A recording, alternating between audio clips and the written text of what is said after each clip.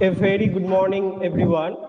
Myself, Mohammad Farooq Mollik, Assistant Professor and Head Department of Education, Hooghly Women's College.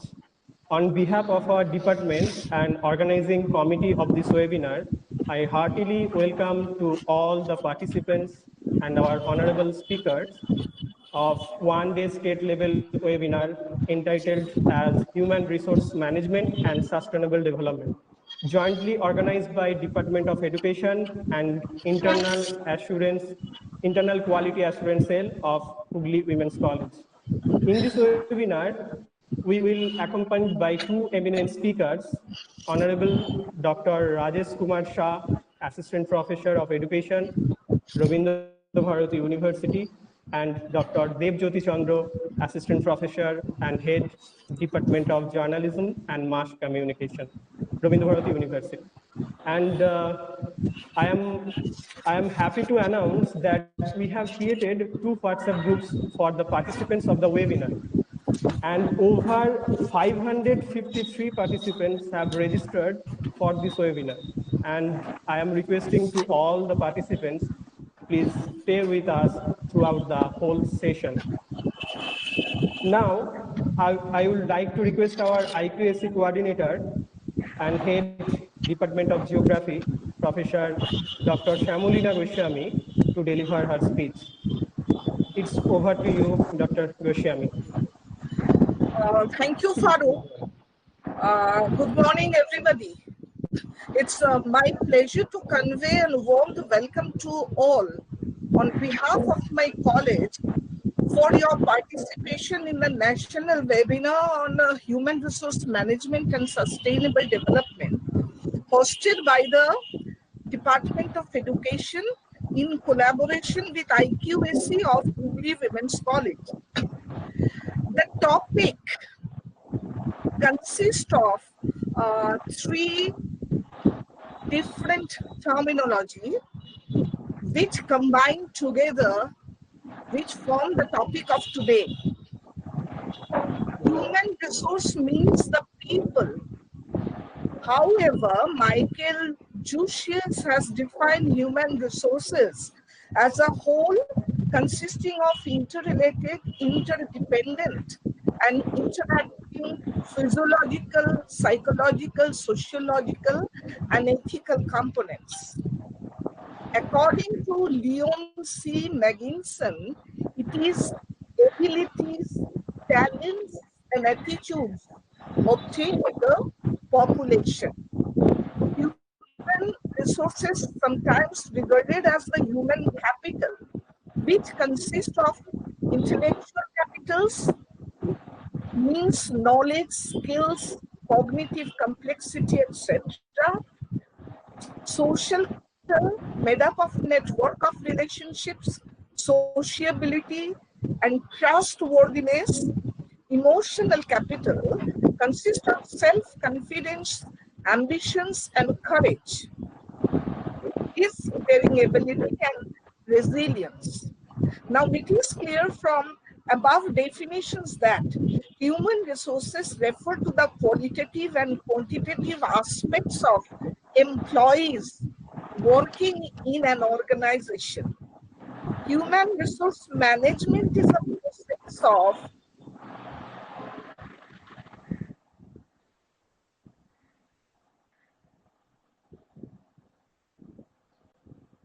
coming to me.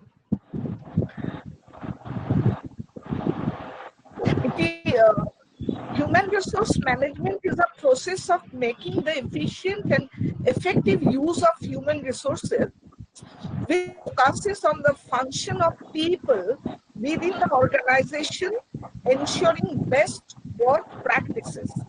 The scope is very vast and wide, and the scope consists of acquisition, development, maintenance, retention, and control of human resources in the organization.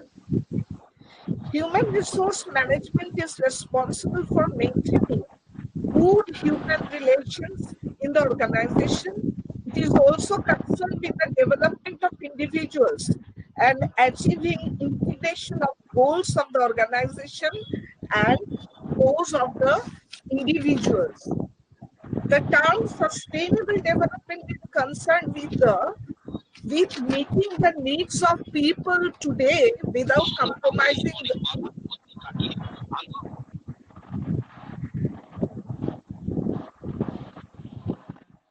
sustainable development is concerned with meeting the needs of people today without compromising the ability of future generations to meet their own needs. So, sustainable development involves a broad view of social, environmental, and economic outcomes, a long-term perspective concerned with the interests and rights of future generations as well as of people today. Sustainable organization have to be able to create development that will meet the current demands without diminishing future opportunities to fulfill their needs. We are living in a dynamic world of internally changing demands and interests of people. Achieving sustainable development thus becomes imperative as well as challenging.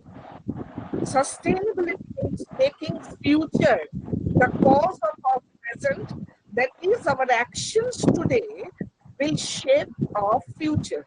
Therefore, we need to recognize the essential of future generation as well as of present generation and move in coherence such that a balance is maintained in achieving both generations' needs.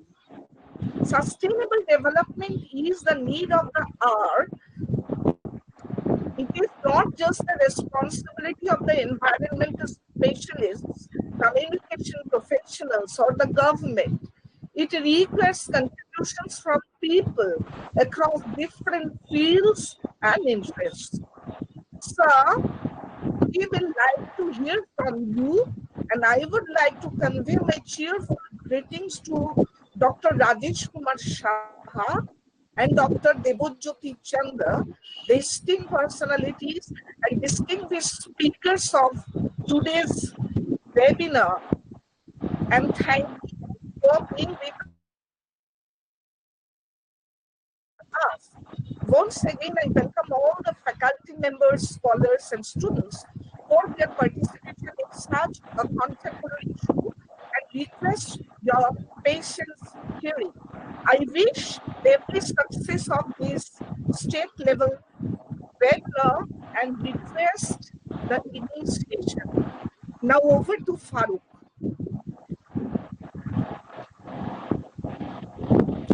Thank you, ma'am. Thank you, Dr. Goswami, ma'am, for her speech.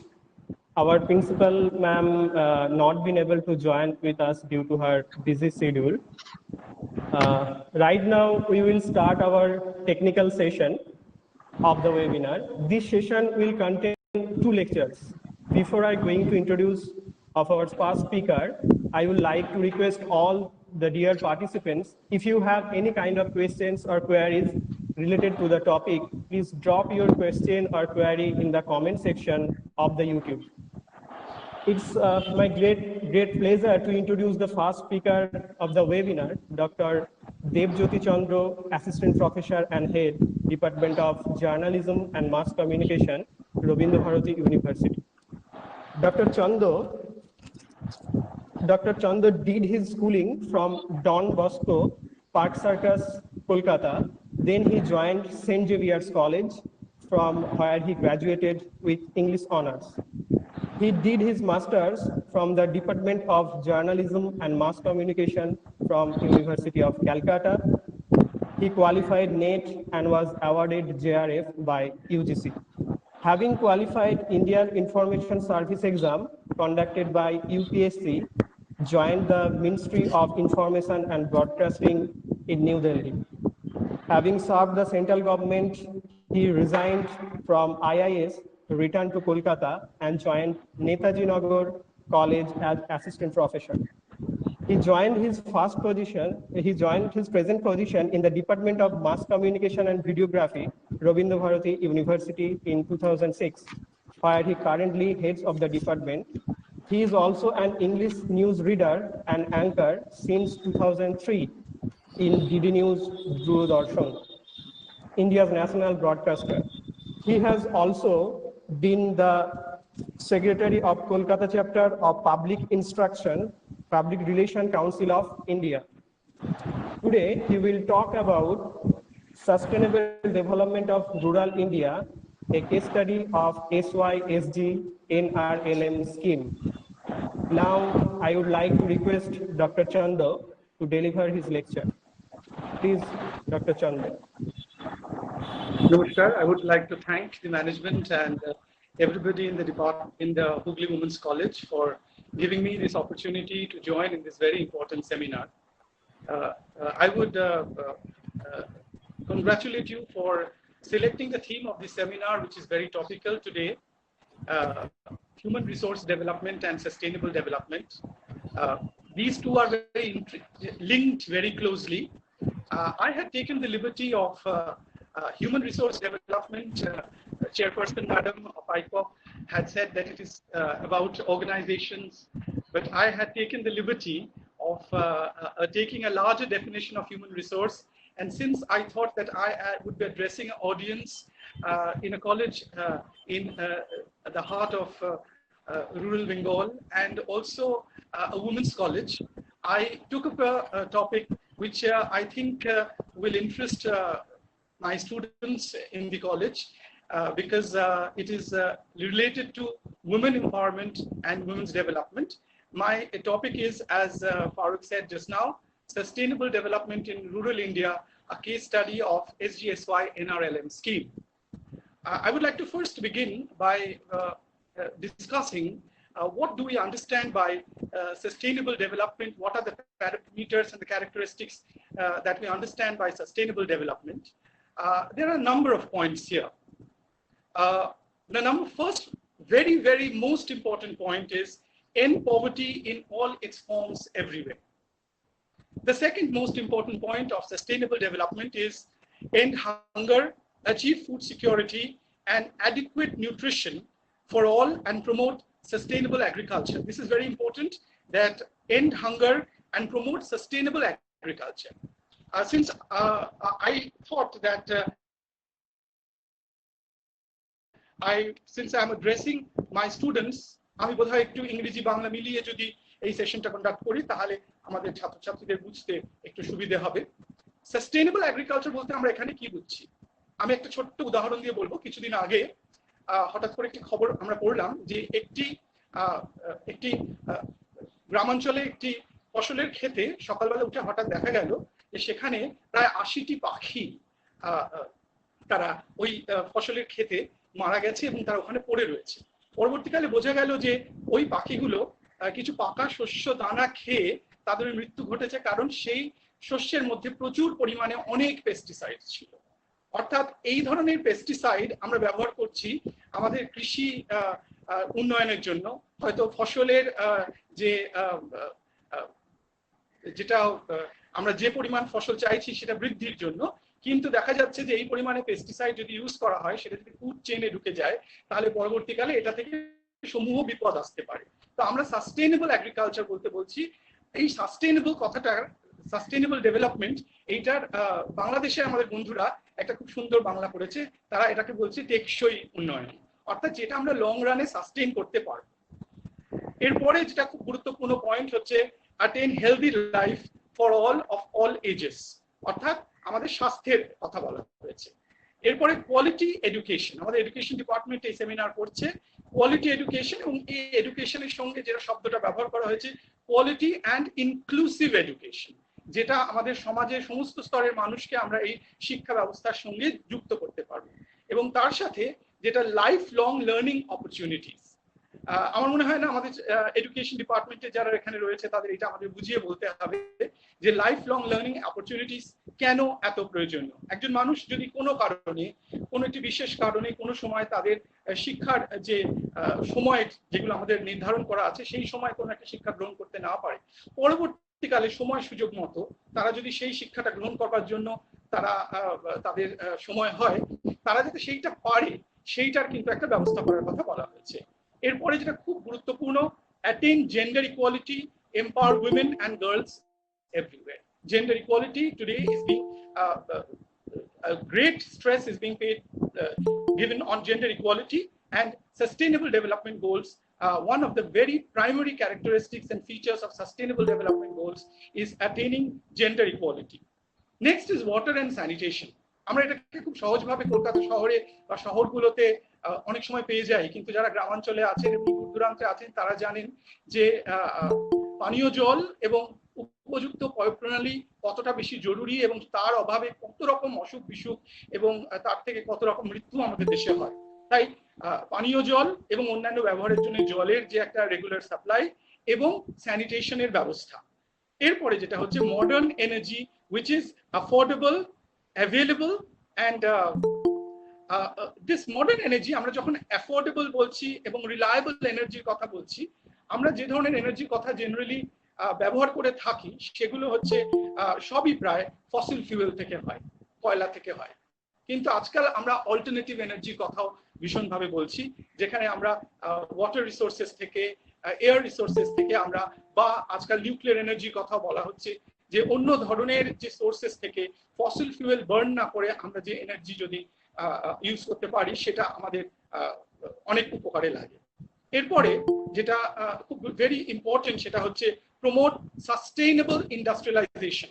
যেহেতু sustainable গোল, sustainability এই কথাটা বারবার আমাদের পড়ার মধ্যে, আমাদের বক্তব্যের মধ্যে ফেরত আসবে। ইন্ডাস্ট্রিয়ালাইজেশন অর্থাৎ এমন ইন্ডাস্ট্রিয়ালাইজেশন নয় যেটা গ্রামকে শহরে রূপান্তরিত করে দেবে, যেখানে আমাদের ফুড সিকিউরিটি বাদ দিয়ে আমাদের যে লেবার ফোর্স তাদের সবাইকে ইন্ডাস্ট্রিতে নিয়ে আসবে, এরকম নয়। Industrialisation that is sustainable, that will look after all sectors of society, reduce inequality within and among countries. আমরা সকলেই জানি যে ইন্ট্রা এবং ইন্টার কান্ট্রিজে এই যে ইনইকুয়ালিটি আসলে কিন্তু অর্থের অভাব নেই, কিন্তু প্রাইমারি যেটার অভাব সেটা হচ্ছে unequal distribution of wealth and income. সেইটা ঠিক মতো হচ্ছে না। আমাদের 20% of the people have got 80% of the wealth and 80% of the people have got 20% of the wealth। এবং দেশে দেশের মধ্যেও আমরা দেখতে পাই এই বৈষম্য রয়েছে।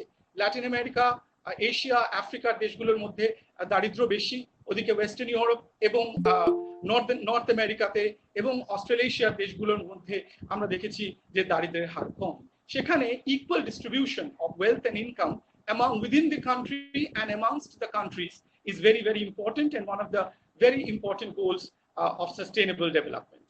এরপরে আমরা আসছি যেটা ভেরি ভেরি ইম্পর্টেন্ট, যেটাকে আমরা খুব গুরুত্ব দিচ্ছি আজকে, সেটা হচ্ছে যে promote action at all levels to address climate change. এই যে আমাদের পরিবেশ নিয়ে যে আন্দোলন চলছে, পরিবেশ নিয়ে কিয়োটো প্রোটোকল সাইন হয়েছে, আমাদের এই পরিবেশ একটি অত্যন্ত গুরুত্বপূর্ণ বিষয় এবং ইন্ডাস্ট্রিয়ালাইজেশন, এগ্রিকালচার সমস্ত বিষয়কে আমরা পরিবেশের সাথে আজকে যুক্ত করছি, যেখানে আমরা দেখতে পাচ্ছি যে ওজোন লেয়ার ডিপ্লিশন, যেখানে টেম্পারেচার বাড়ার ফলে আমাদের গ্লেশিয়ারগুলো আস্তে আস্তে মেল্ট করছে, যার ফলে আমাদের জলস্তর বেড়ে যাচ্ছে এবং যে সমস্ত দেশগুলো আইল্যান্ড নেশন বা কোস্টাল এরিয়াস, সেখানে কিছু মিলিমিটার জল বাড়লে এই সমস্ত কোস্টাল এরিয়ার অঞ্চলের মানুষগুলো কিভাবে বিপজ্জনক একটা বিপদের দিকে চলে যেতে পারে, এগুলো নিয়ে আমাদের ডিসকাশন চলছে এবং এগুলো নিয়ে অনেক রকমের মাল্টিল্যাটারাল এজেন্সিগুলো এবং দেশগুলোর মধ্যে কোঅপারেটিভ এন্ডেভার চলছে। এবং এরপরে হচ্ছে attain conservation and sustainable use of marine life, seas and oceans। এই যে জলসম্পদ এবং তার সাথে যে মেরিন সিস অ্যান্ড ওশনস, আমরা সকলে জানি যেগুলোকে আমরা বলি কমন গুডস, অর্থাৎ এই যে বিশাল জলরাশি, এই যে দ্য 7 সিস, এই যে ওশনস, এগুলো হচ্ছে সারা বিশ্বের সম্পদ। আমরা জানি কিছু কিছু দেশ এই সম্পদগুলোকে একা ব্যবহার করার চেষ্টা করে এবং তাতে অনেক রকম, এই আমরা এর মধ্যেই জানতে পারছি যে তুরস্ক মেডিটেরিয়ান ওশন, ভূমধ্য সাগরের একটা জায়গায় গিয়ে তারা কিছু খনন কার্য চালাচ্ছে, তারা সেখানে এনার্জি সোর্সের জন্য কাজ করছে। সেখানে গ্রিস, ফ্রান্স ইত্যাদি দেশগুলো তাদের সাথে এই ব্যাপারে তাদের একটা বৈরী পরিবেশ সৃষ্টি হয়েছে। ঠিক সেইভাবেই আমরা দেখছি যে সাউথ চায়না সিতে আমাদের চীনের সাথে এখন একটা খুব অসুবিধাজনক পরিবেশে আমরা রয়েছি। সেখানে সাউথ চায়না সিতেও তারা নানা রকম তাদের যে ব্লু ওয়াটার নেভি গুলোকে সেখানে পাঠিয়ে অন্যান্য দেশের অ্যাক্সেস সেখানে বন্ধ করার চেষ্টা করছে। তো আমরা এখানে বলছি যে attain conservation and sustainable use of marine oceans and seas। আচ্ছা, ভেরি ইম্পর্টেন্ট, এরপরে যেটা নিয়ে আমাদের কথা বলতে হচ্ছে এই সাস্টেনেবল ডেভেলপমেন্টের মধ্যে আছে প্রোটেক্ট টেরেস্ট্রিয়াল ইকোসিস্টেমস। আমাদের মতো পশ্চিমবঙ্গের রাজ্য যেখানটায় সুন্দরবন রয়েছে, পৃথিবীর সবচেয়ে বড় ডেল্টা বদ্বীপ, সেখানে আমরা জানি যে এই ম্যানগ্রোভ ফরেস্ট যেগুলো রয়েছে সেগুলোকে কাটার ফলে, সেগুলো নষ্ট হয়ে যাওয়ার ফলে এই সুন্দরবনের ওপর যে আঘাত নেমে আসছে, আমরা বারবার দেখছি আমফানের মতো যে ঝড় আসছে, এই ম্যানগ্রোভ ফরেস্ট গুলোকে, সেইগুলোকে আমাদের ভেতরের যে জেলাগুলো আছে সেগুলোকে প্রোটেক্ট করতে সাহায্য করে। কিন্তু আমরা দেখেছি যে এই ম্যানগ্রোভ ফরেস্ট গুলো কমে আসার ফলে বাসন্তী ইত্যাদি ওই জায়গাগুলোতে সুন্দরবনে কিভাবে একটা ধ্বংসলীলা এই ধরনের যখন ঝড় আসছে তখন হচ্ছে। অর্থাৎ টেরেস্ট্রিয়াল ইকোসিস্টেম গুলোকে আমাদের বাঁচিয়ে রাখতে হবে, আমাদের সুন্দরবন ইত্যাদি অঞ্চলগুলোকে বাঁচিয়ে রাখতে হবে। এরপরে হচ্ছে পিসফুল ইনক্লুসিভ সোসাইটিস, যেখানে কি আছে, rule of law and capable institutions. Rule of law, আইনের শাসন খুব জরুরি, এবং কেপেবল ইনস্টিটিউশনস। কেপেবল ইনস্টিটিউশনস বলতে আমরা কি বুঝি? ধরা যাক ভারতবর্ষে ইটস এ ডেমোক্রেটিক কান্ট্রি, এবং আমরা জানি একটা দেশ যেখানে খুব নিয়মিতভাবে আমাদের এখানে ইলেকশন হয়। ইলেকশনের কি কোয়ালিটি হচ্ছে আমি সেই ব্যাপারে যাচ্ছি না, কিন্তু সেখানে ইলেকশন হচ্ছে, এবং বিশ্বের বৃহত্তম ডেমোক্রেসিতে নিয়মিতভাবে আমরা এখানে দেখছি এই ইলেকশন এর কাজ হচ্ছে, এবং এই কাজ কন্ডাক্ট করে কারা? Election commission of India. এই ইলেকশন কমিশন অফ ইন্ডিয়াকে আমরা দেখছি সারা বিশ্বের মানুষ তাদের দেশগুলোতে, যেমন আফ্রিকার দেশগুলোতে যখন নতুন নতুন দেশগুলোতে ইলেকশন হচ্ছে, তারা ইলেকশন কমিশন অফ ইন্ডিয়ার কাছে এসে ট্রেনিং নিচ্ছে। তারা এখান থেকে আমাদের ইলেকশন কমিশন অফ ইন্ডিয়া, ধরা যাক Nigeria, Togo, Burkina Faso, Uganda, এই সমস্ত দেশগুলো যেখানে সামরিক শাসন থাকে, একনায়কতন্ত্র থাকে, যখন সেখানে ইলেকশন হচ্ছে, তখন ভারত থেকে ইলেকশন কমিশন গিয়ে সেখানে কিভাবে ইলেকশন কন্ডাক্ট করতে হবে, এবং তারা অবজারভার হিসেবে, ইন্টারন্যাশনাল অবজারভার হিসেবে সেই ইলেকশনগুলোকে দেখার চেষ্টা করছে। এরপরে হচ্ছে লাস্টে যেটা হচ্ছে global partnership to strengthen institutions. আমরা দেখেছি যে multilateral agencies are very important. Multilateral agencies are very important because it helps us to it helps countries to join in programs. What are the multilateral agencies we have? We have Food and Agriculture Organization, we have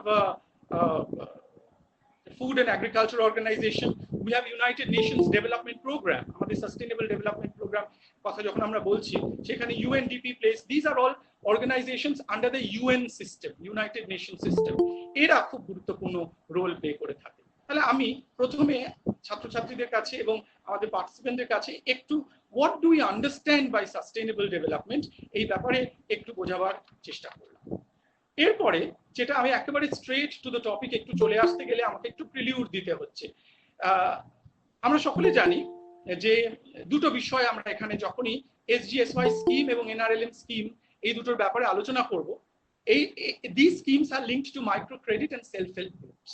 তো আমরা প্রথমে ভারতবর্ষে এই poverty অ্যালিভিয়েশন schemes, আমরা যখন প্রথমেই sustainable development goals এর কথা বললাম, তখনই end poverty in all forms and end hunger এইটাকে সবচেয়ে বেশি গুরুত্ব দেওয়া হয়েছে। এবং সেখানে আমরা প্রথমেই দেখছি যে এই পভার্টি এবং হাঙ্গার অ্যালিভিয়েশন করতে গেলে আমাদের একদম শুরুতেই, even during the time of independence, আমরা দেখেছি যে অনেক প্রজেক্ট আমাদের নেওয়া হয়েছিল। তখন প্ল্যানিং কমিশন হয়নি। আমরা দেখছি রবীন্দ্রনাথ ঠাকুর তার শ্রীনিকেতন প্রজেক্ট নিয়েছিলেন, আমাদের VT কৃষ্ণমাচারী বরোদা প্রজেক্ট নিয়েছিলেন, আমাদের সেবাগ্রাম প্রজেক্ট মহাত্মা গান্ধী নিজে নিয়েছিলেন। মহাত্মা গান্ধীর শিষ্য আচার্য বিনোবা ভাবে উনি ভূদান এবং গ্রামদান আন্দোলন শুরু করেছিলেন। এটাওয়া প্রজেক্ট অ্যালবার্ট হেয়ার তৈরি করেছেন 1948-এ। এবং এই এটাওয়া প্রজেক্ট থেকেই আমরা দেখেছি যে আমাদের রাজ্যে এবং আমাদের দেশে, যেটাকে আমরা, আপনারা সকলেই জানেন, আমাদের অনেক ছেলেমেয়েরা গ্রাম থেকে আসছেন, আপনারা রুরাল বেল্টে আমরা ব্লক কথাটা শুনে থাকি। পুরো কথাটা হচ্ছে কমিউনিটি ডেভেলপমেন্ট ব্লক, যেটা হচ্ছে the smallest unit of development in our country. তো সেখানে আমরা দেখেছি যে এই block place a very important. এই ব্লকের আইডিয়াটা কিন্তু এই এটাওয়া প্রজেক্ট থেকেই আসে। এবং আমরা দেখেছি যে প্ল্যানিং এর গুরুত্বপূর্ণ যেটা সবচেয়ে ইম্পর্টেন্ট এইম হচ্ছে গ্রোথ উইথ সোশ্যাল জাস্টিস। এবং আমরা যদি গ্রোথ উইথ সোশ্যাল জাস্টিস চাই, তাহলে state intervention is necessary to give this impetus to achieve growth with social justice. এবং আমরা দেখেছি যে প্ল্যানিং কমিশন যখন তৈরি হলো, তখন 1952-তে আমাদের প্ল্যানিং কমিশন তৈরি হয়েছে। এবং আমাদের কাছে যে লেটেস্ট ডেটাগুলো রয়েছে সেই ডেটাগুলো অবধি সেটা রয়েছে আমাদের 12th 5-year প্ল্যান অবধি। আমাদের আপাতত 12th 5-year প্ল্যানের পরে আমরা নেক্সট পরবর্তী প্ল্যান শুরু করেছি, কিন্তু আমাদের কাছে অ্যাভেলেবল ডেটাগুলো যেগুলো রয়েছে সেগুলো all related to 12th 5-year plan. এবং 12th 5-year প্ল্যানে আমরা কি দেখছি, খুব কতগুলো আমাদের বেশ আমরা চমকে যাব যে এতদিন হয়ে গেল। Next year 2021 India would be celebrating its 75th year of independence. সেখানে আমরা 2012 সালে যে স্ট্যাটিস্টিক্স গুলো পাচ্ছি সেখানটা আমরা দেখতে পাচ্ছি যে 1/4 of the world's poor lived in India। একটি অত্যন্ত দুঃখজনক স্ট্যাটিস্টিক্স। এবং সেই যে poor, 80% of this poor lives in rural India।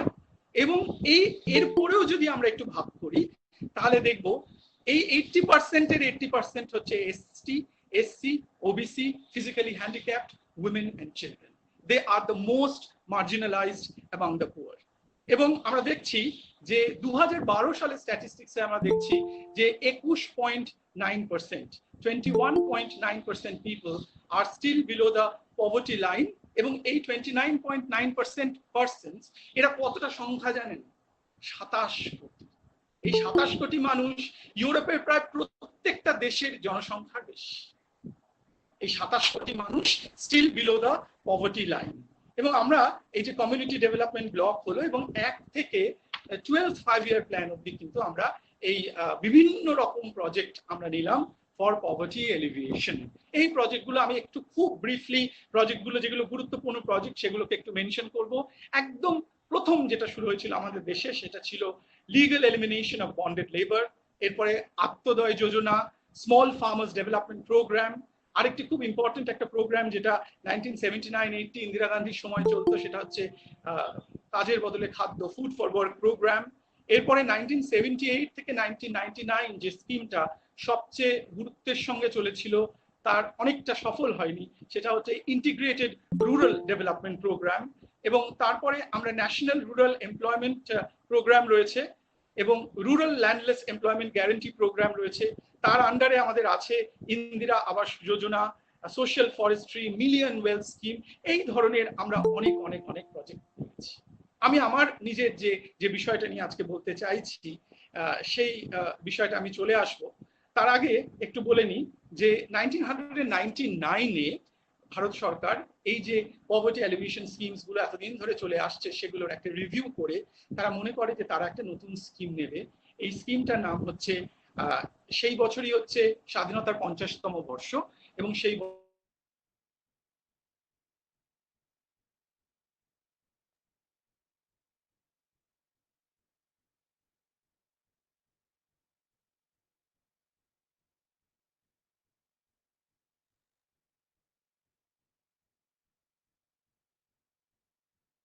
বছরই তারা নেয় হচ্ছে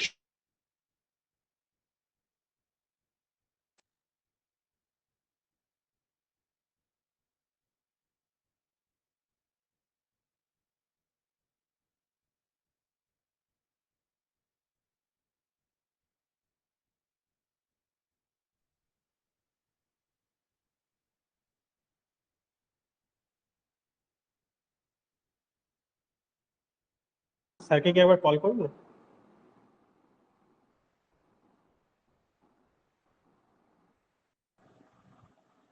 Am I audible? দেখতে পাচ্ছ? আচ্ছা, ঠিক আছে। তাহলে আমি বলছিলাম যে 1999-এ আমাদের এই স্কিমটি আসে, স্বর্ণজয়ন্তী গ্রাম স্বরোজগার যোজনা। সেই বছর ছিল যে আমাদের দেশের 50তম স্বাধীনতা বর্ষ। এবং এই স্কিমটার যে মূল জায়গা সেটা হচ্ছে micro credit. What is micro credit? আমরা মাইক্রো ক্রেডিট একটা ছোট্ট ডেফিনেশন দেওয়ার চেষ্টা করব।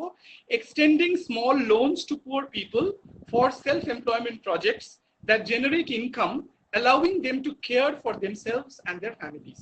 আমি একটা খুব সহজ ডেফিনেশন নিয়েছি, extending small loans two rural poor for self employment projects that generate income allowing them to care for themselves and their families। আমরা এই নামটার সঙ্গে অনেকেই পরিচিত, Nobel prize winner Mohammad Yunus বাংলাদেশের, উনি গ্রামীণ ব্যাংকের প্রতিষ্ঠাতা এবং বাংলাদেশে উনি এই মাইক্রো ক্রেডিটের জনক এবং ইনি মাইক্রো ক্রেডিট খুব সাফল্যের সাথে করেছেন। আমরা সেইখান থেকে এই মডেলটা পাই। এবং এই কাজটি শুরু হয় প্রথমে এই স্কিমটা নেওয়ার আগে আমরা দেখছি 1991-এ আমাদের একটা গুরুত্বপূর্ণ এপেক্স বডি আছে NABARD, national bank for agriculture and rural development. এই নাবার্ড একটি কাজ শুরু করে, সেটাকে হচ্ছে ব্যাংকের সাথে এই সেলফ হেল্প গ্রুপগুলো, তখন সেলফ হেল্প গ্রুপগুলো সরকারি ছিল না, সরকারি স্কিম ছিল না, প্রচুর পরিমাণে এনজিওরা তারা কাজ করছিল। এনজিও গুলোর মধ্যে কেয়ার আছে, ক্যাশ আছে, সেবা আছে, কিছু কিছু আইসিডিএস প্রজেক্ট ছিল, এরাই কাজ করছিল। এবং 1991-এ আমরা প্রথম দেখলাম যে নাবার্ড একটা স্কিম নিল, সেটা হচ্ছে এসএইচজি ব্যাংক লিঙ্কেজ প্রোগ্রাম। একটা অফিসিয়ালি এসএইচজি সেলফ হেল্প গ্রুপগুলোর সাথে ব্যাংককে আমরা কিভাবে জড়িয়ে নিলাম। আমি এসজিএসওয়াই স্কিম এর কথা বলার আগে আমরা সবসময় উন্নয়নের কথা বলি এবং অনেক সময় শুনি যে অনেক উন্নয়ন হয়তো হয়েছে বা হচ্ছে, কিন্তু আমাদের দারিদ্র্যের ওয়েস্ট বেঙ্গলকে যদি আমরা একটা প্রজেক্ট হিসেবে ধরি, তাহলে আমরা কি দেখছি যে আমাদের বর্তমানে আমাদের লাস্ট স্ট্যাটিস্টিক্স অনুযায়ী পশ্চিমবঙ্গের জনসংখ্যা 9.13 ক্রোর। এখানে রুরাল হাউসহোল্ড, রুরাল জনসংখ্যা হচ্ছে 7.05 ক্রোর। টোটাল রুরাল হাউসহোল্ড হচ্ছে 1.57 ক্রোর। কত? 1.57। এবং বিপিএল হাউসহোল্ড কত? 68 lakhs। অর্থাৎ প্রায় 43% of West Bengal's population are below the poverty line. এত উন্নয়ন নিয়ে, এত কাজ নিয়ে এত কথা, কিন্তু তার মধ্যেও আমরা দেখছি 2015 স্ট্যাটিস্টিক্স। এটা কোথা থেকে আমি পাচ্ছি? ওয়েস্ট বেঙ্গলের যে আমরা এখানে ওয়েস্ট বেঙ্গলে আমাদের কেন্দ্রীয় স্কিমগুলোর সঙ্গে একটা রাজ্যেরও নাম চলে, আমরা জানি। তো সেই রাজ্যের নামটা হচ্ছে আনন্দধারা। তো সেই আনন্দধারার যে অফিসিয়াল ওয়েবসাইট, সেই অফিসিয়াল ওয়েবসাইটের এই স্ট্যাটিস্টিক্স, যে সেখানটায় 2015 স্ট্যাটিস্টিক্স যে 1.57 ক্রোর রুরাল হাউসহোল্ডস, এবং তার মধ্যে 68 lakhs rural household, 43% of rural household are below the poverty line. SHG কত আছে? 4,12,535টি, এবং তাতে মেম্বার হচ্ছে প্রায় 42 লক্ষ মেম্বার্স। আমি এবার এসজিএসওয়াই স্কিমটা বলতে গিয়ে একটু থেমে গেছিলাম। এসজিএসওয়াই স্কিমটা এত লম্বা কোনো স্কিম চলেনি, এতদিন ধরে কোনো স্কিম চলেনি। আসলে কি হয়েছিল, 2008 সালে ভারত সরকার একটা মিড টার্ম অ্যাপ্রাইজাল করে, অর্থাৎ একটা মধ্যবর্তী, এইটাকে একটু পুনর্মূল্যায়ন, রাধাকৃষ্ণ কমিটি অ্যাপয়েন্ট করা হয়। এবং এই এসজিএসওয়াই স্কিমগুলো চালায় সেলফ হেল্প গ্রুপ। এই সেলফ হেল্প গ্রুপগুলো 3 ধরনের সেলফ হেল্প গ্রুপ ছিল। মেয়েরা খুব খুশি হবে শুনে যে মেন্স গ্রুপ, মিক্সড গ্রুপ, অর্থাৎ যেখানে মহিলা পুরুষ দুজনেই থাকতো, এবং লাস্টে হচ্ছে women's group. Radhakrishna committee survey করে দেখলো মেন্স গ্রুপগুলো একদম লাউজি, তারা কোনো কাজ করে না, পয়সা তোলে, সেলফ হেল্প গ্রুপগুলো ব্যাংক থেকে তোলে, সেই টাকা ফেরত দেয় না। মিক্সড গ্রুপ, সেটা আরো খারাপ অবস্থা। কি জন্যে? সমস্ত কাজ মেয়েরা করে এবং ছেলেরা সেই টাকা মেয়েদের থেকে নিয়ে নেয় এবং ফেরত দেয়। লাস্টে হচ্ছে women's group. They are the real groups that have been working actually. 99 থেকে 2008 এর স্ট্যাটিস্টিক্স বলছে এই মেয়েরা কাজ করছে এবং তারা নিয়মিতভাবে ব্যাংক থেকে যে লোন নেয়, সেই লোন তারা নিয়ম অনুযায়ী তারা ফেরত দেয়। এই জন্য যেটা এই কমিটি recommendation দিল, that do away with the men's groups, do away with the mixed groups. From now on in 2008, নতুন করে 2013 সালে নতুন নাম নিয়ে যখন এই স্কিমটা আবার এলো, তার নাম হলো national rural livelihood mission.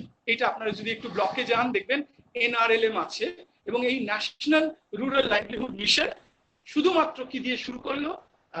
Women's group নিয়ে চলবে। অর্থাৎ এই স্কিমটা উমেন এম্পাওয়ারমেন্টের দিক থেকে একটা খুব খুব গুরুত্বপূর্ণ কাজ আমাদের শুরু করলো।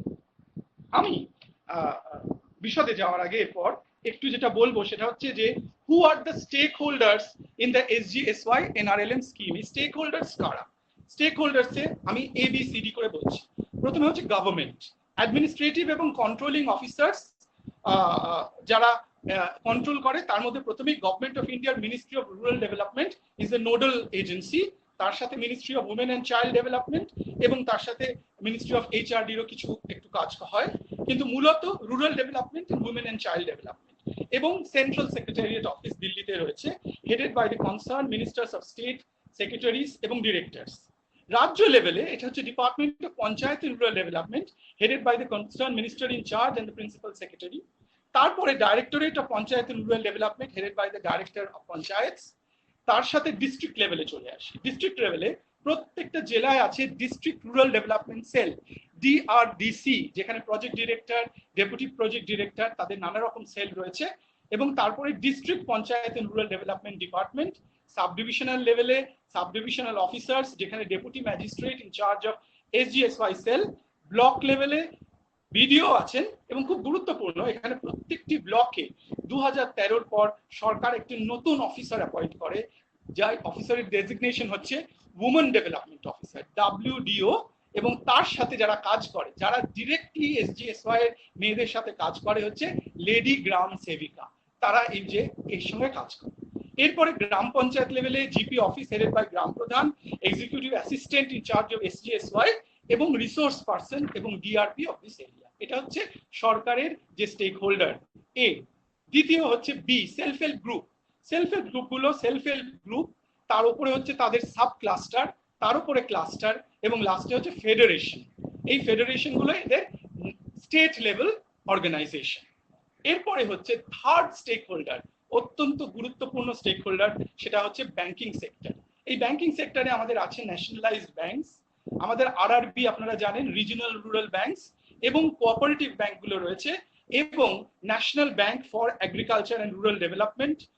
তারপরে রাষ্ট্রীয় মহিলা কোষ বলে একটি ব্যাংক তৈরি করা হয়েছে, minorities SC ST finance corporation.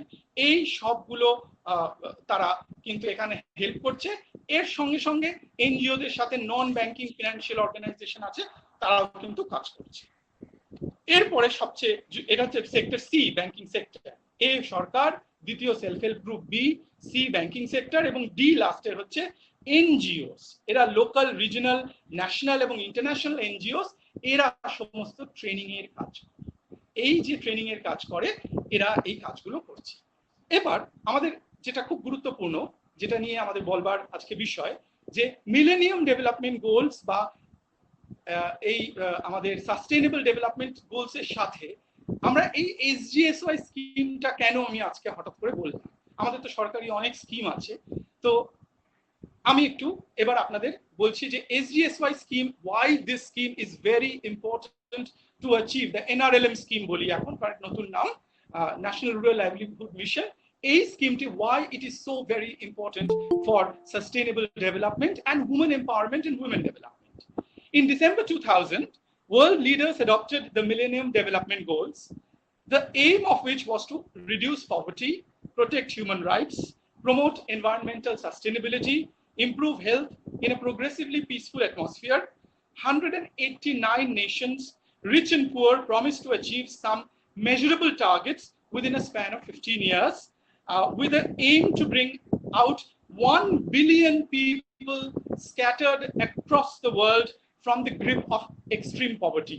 আমি এখানে বললাম 2000 সালে সই করা হয়েছিল, 15 ইয়ার্স টার্গেট ছিল, সেটাকে কিন্তু আমরা অ্যাচিভ করতে পারিনি। তাই জন্য এই টার্গেটগুলোকে আমরা এখন 2030 তে নিয়ে গেছি।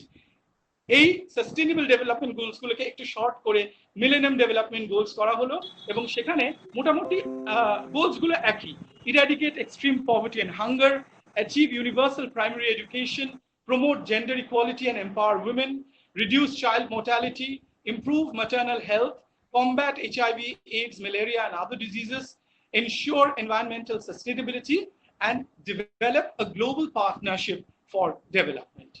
SGSY NRLM scheme of the Government of India also has as its goals the eradication of extreme poverty and hunger. Why? Because BPL category families are the primary focus group of this scheme. Moreover, the scheme, by promoting economic development of women, ensures gender equality and empowers women. It also provides a solid base for development of global partnership for development, because it is teaming up with multilateral agencies like the World Bank and the UNDP. The SSGs under the NRLM scheme are also directly engaged in working for environment of maternal health, reducing child mortality, creating awareness about HIV, AIDS, malaria, and other diseases. Therefore, if properly implemented, the SGY NRLM scheme can play an important role in achieving universal Millennium Development Goals. Ever, I will explain.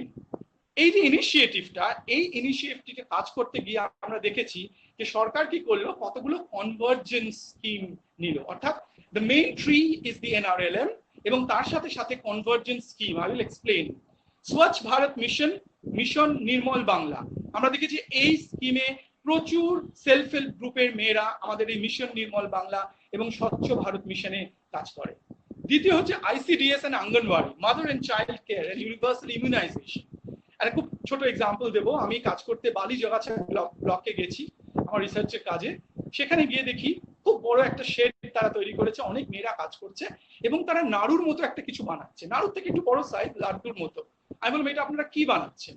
বলছে এটা হচ্ছে গম ভাঙা, জোয়ার বাজরার ভাঙা, দুধ, বাদাম ভাঙা এবং কিছু অ্যাডেড ভিটামিনস এইটা দিয়ে এবং তার সাথে গুড় এবং চিনি মিশিয়ে আমরা এটাকে বলছি পৌষ্টিক লাড্ডু।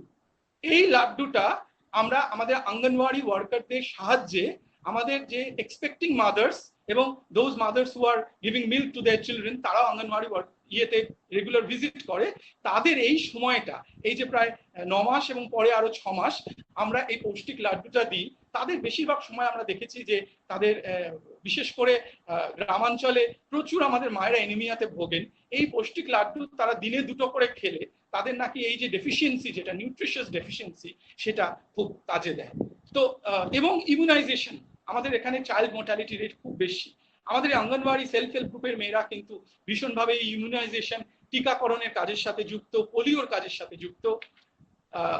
3 নম্বর হচ্ছে মিড ডে মিল স্কিম। আমাদের এসজিএসওয়াই এর মেয়েরা, এনআরএলএম এর মেয়েরা কিন্তু বিভিন্ন স্কুলে অল ওভার দ্য স্টেট তারা মিড ডে মিল স্কিমে যে রান্না হচ্ছে এবং আমাদের ছেলে মেয়েরা যারা স্কুলে যাচ্ছে, বাচ্চারা যারা খাচ্ছে, তাদের এই মিড ডে মিল স্কিম তারা দিচ্ছে। 4 নম্বর হচ্ছে hospital diet supply. Block primary health centre এবং ডিস্ট্রিক্ট হসপিটালে আমাদের এনআরএলএম এর মেয়েরা তারা রেগুলারলি আমাদের যারা পেশেন্ট তাদের জন্য যে খাবার দেওয়া হয় সেই খাবার কিন্তু তারা অত্যন্ত পরিষ্কার পরিচ্ছন্ন পরিবেশে সমস্ত হেলথ গাইডলাইন মেনটেন করে তারা কিন্তু এই খাবার রেগুলারলি সাপ্লাই করছে। 3 নম্বর হচ্ছে সর্বশিক্ষা অভিযানে আপনারা জানেন আমাদের রাজ্য সরকার ঠিক করেছে যে বাচ্চাদের স্কুল ইউনিফর্ম এবং ব্যাগ সাপ্লাই দেওয়া হবে। এই ব্যাগ এবং স্কুল ইউনিফর্ম কিন্তু আমাদের এই এনআরএলএম এর মেয়েরা তৈরি করে। আমি দেখে এসেছি যে কি সুন্দর স্কুলের ব্যাগ, হাজারে হাজার স্কুলের ব্যাগ তারা তৈরি করছে। অর্থাৎ এই যে কনভার্জেন্স হয়ে যাচ্ছে। তারপরে হচ্ছে ন্যাশনাল রুরাল হেলথ মিশন, মেয়েদের স্বাস্থ্যের ব্যাপারে সরকার থেকে নানা রকম স্কিম নেওয়া হচ্ছে। তার মধ্যে একটি গুরুত্বপূর্ণ স্কিম হচ্ছে তাদের খুব কম দামে স্যানিটারি ন্যাপকিন সাপ্লাই করা। এটা একটি অত্যন্ত স্বাস্থ্যের জন্য খুব গুরুত্বপূর্ণ বিষয় এবং খুব কম পয়সায়, একেবারে 50 পয়সা পার পিস এই স্যানিটারি ন্যাপকিন গুলো আমাদের এই রুরাল এনআরএলএম এর মেয়েরা তৈরি করছে এবং ভেন্ডিং মেশিনও অনেক জায়গায় লাগানো হচ্ছে। আমি তামিলনাড়ুতে গেছি, কেরালাতে গেছি, যেখানে এই এনআরএলএম স্কিমটা একটা উচ্চ পর্যায়ে পৌঁছে গেছে। আমাদের এখানে এখনো হাঁস মুরগি পালন, সামাজিক বনসৃজন, আচার এবং এই ধরনের প্রজেক্ট আর যেগুলো বলছি, কিন্তু ওখানে দেখলাম কোচি যে বড় শহর, সেই যে মেট্রো রেল প্রজেক্ট, সেই মেট্রো রেল প্রজেক্টের পুরো মেনটেনেন্স এবং ক্লিনলিনেসের কাজ করে হচ্ছে আমাদের এনআরএলএম এর মেয়েরা। এরকম প্রচুর স্কিম, কুদুম্বশ্রী প্রজেক্ট, পুরো প্রজেক্টটা আমি তামিলনাড়ুতে গিয়ে অবাক হয়ে গেছি যে প্রত্যেকটা গ্রামে এনআরএলএম এর আন্ডারে কিওস্ক লাগানো হয়েছে। সেই কিওস্কে কম্পিউটার রয়েছে। এই যে এখন ব্যাংক অ্যাকাউন্ট গুলো একেবারে ডিরেক্টলি ই পেমেন্ট হচ্ছে, ডিরেক্টলি বেনিফিশিয়ারির কাছে চলে যাচ্ছে। এই কিওস্কে এনআরএলএম এর মেয়েরা তারা হিসেব দিয়ে ব্যাংকে তাদের হিসেবগুলো পাঠাচ্ছে, তাদের বই আপডেট করছে। এবং মজার কথা, এই কিওস্ক গুলো কিসে চলছে?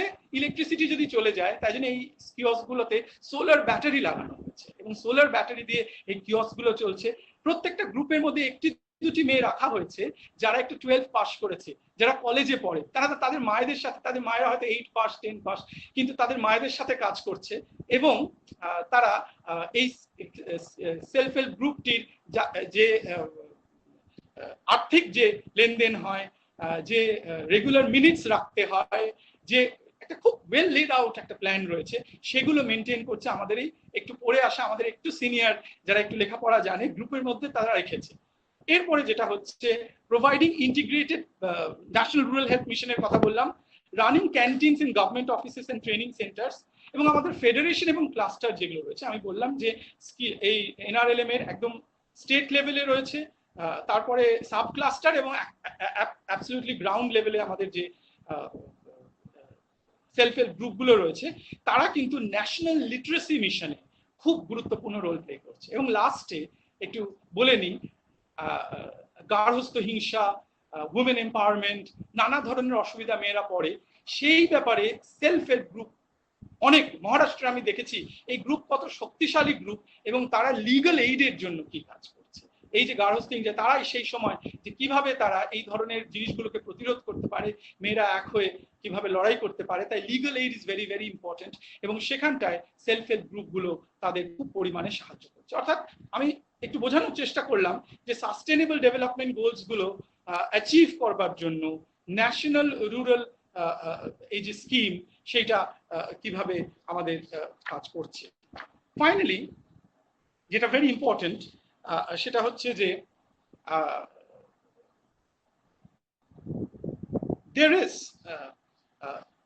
an attempt always that how with the changing way in which the entire system is running today, সেখানে আমরা দেখতে পাচ্ছি যে কম্পিউটারাইজেশন ভীষণভাবে এবং একটা সিস্টেম ভীষণভাবে গ্রামাঞ্চলে সরকার থেকে, কেন্দ্রীয় সরকার থেকে যে স্কিমগুলোই নেওয়া হচ্ছে, তাতে একটা সময় ছিল, আমাদের মনে আছে যে আমাদের প্রধানমন্ত্রী রাজীব গান্ধী ছিলেন, উনি বলেছিলেন আমি দিল্লি থেকে 1 টাকা পাঠাই, সেটা এসে 5 পয়সা 10 পয়সা হয়ে যায় ফাইনালি বেনিফিশিয়ারিদের কাছে।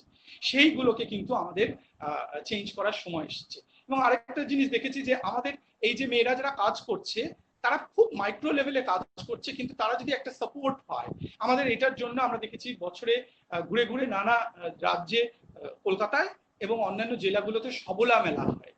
এই মেলাগুলো ইজ ওয়ান টাইম অ্যাফেয়ার, এবং এই ওয়ান টাইম অ্যাফেয়ার হওয়ার জন্য আমাদের মেয়েরা যে জিনিসগুলো তৈরি করছে, যে ধরনের সার্ভিসেস গুলো দিচ্ছে, সেগুলো ডাজন্ট রিচ দ্য পিপল। এবং অফেন ওয়ান টাইম অ্যাফেয়ার হওয়ার জন্য অনেক সময় আমরা দেখছি তাদের প্রোডাক্ট গুলোর একটা মানে দামের দিক দিয়েও সেগুলো একটু বেশি হয়। সবসময় আমরা ফেয়ারে যে জিনিসগুলো কিনতে পাই, হস্তশিল্পের অনেক জিনিস, এগুলোর দাম বেশি।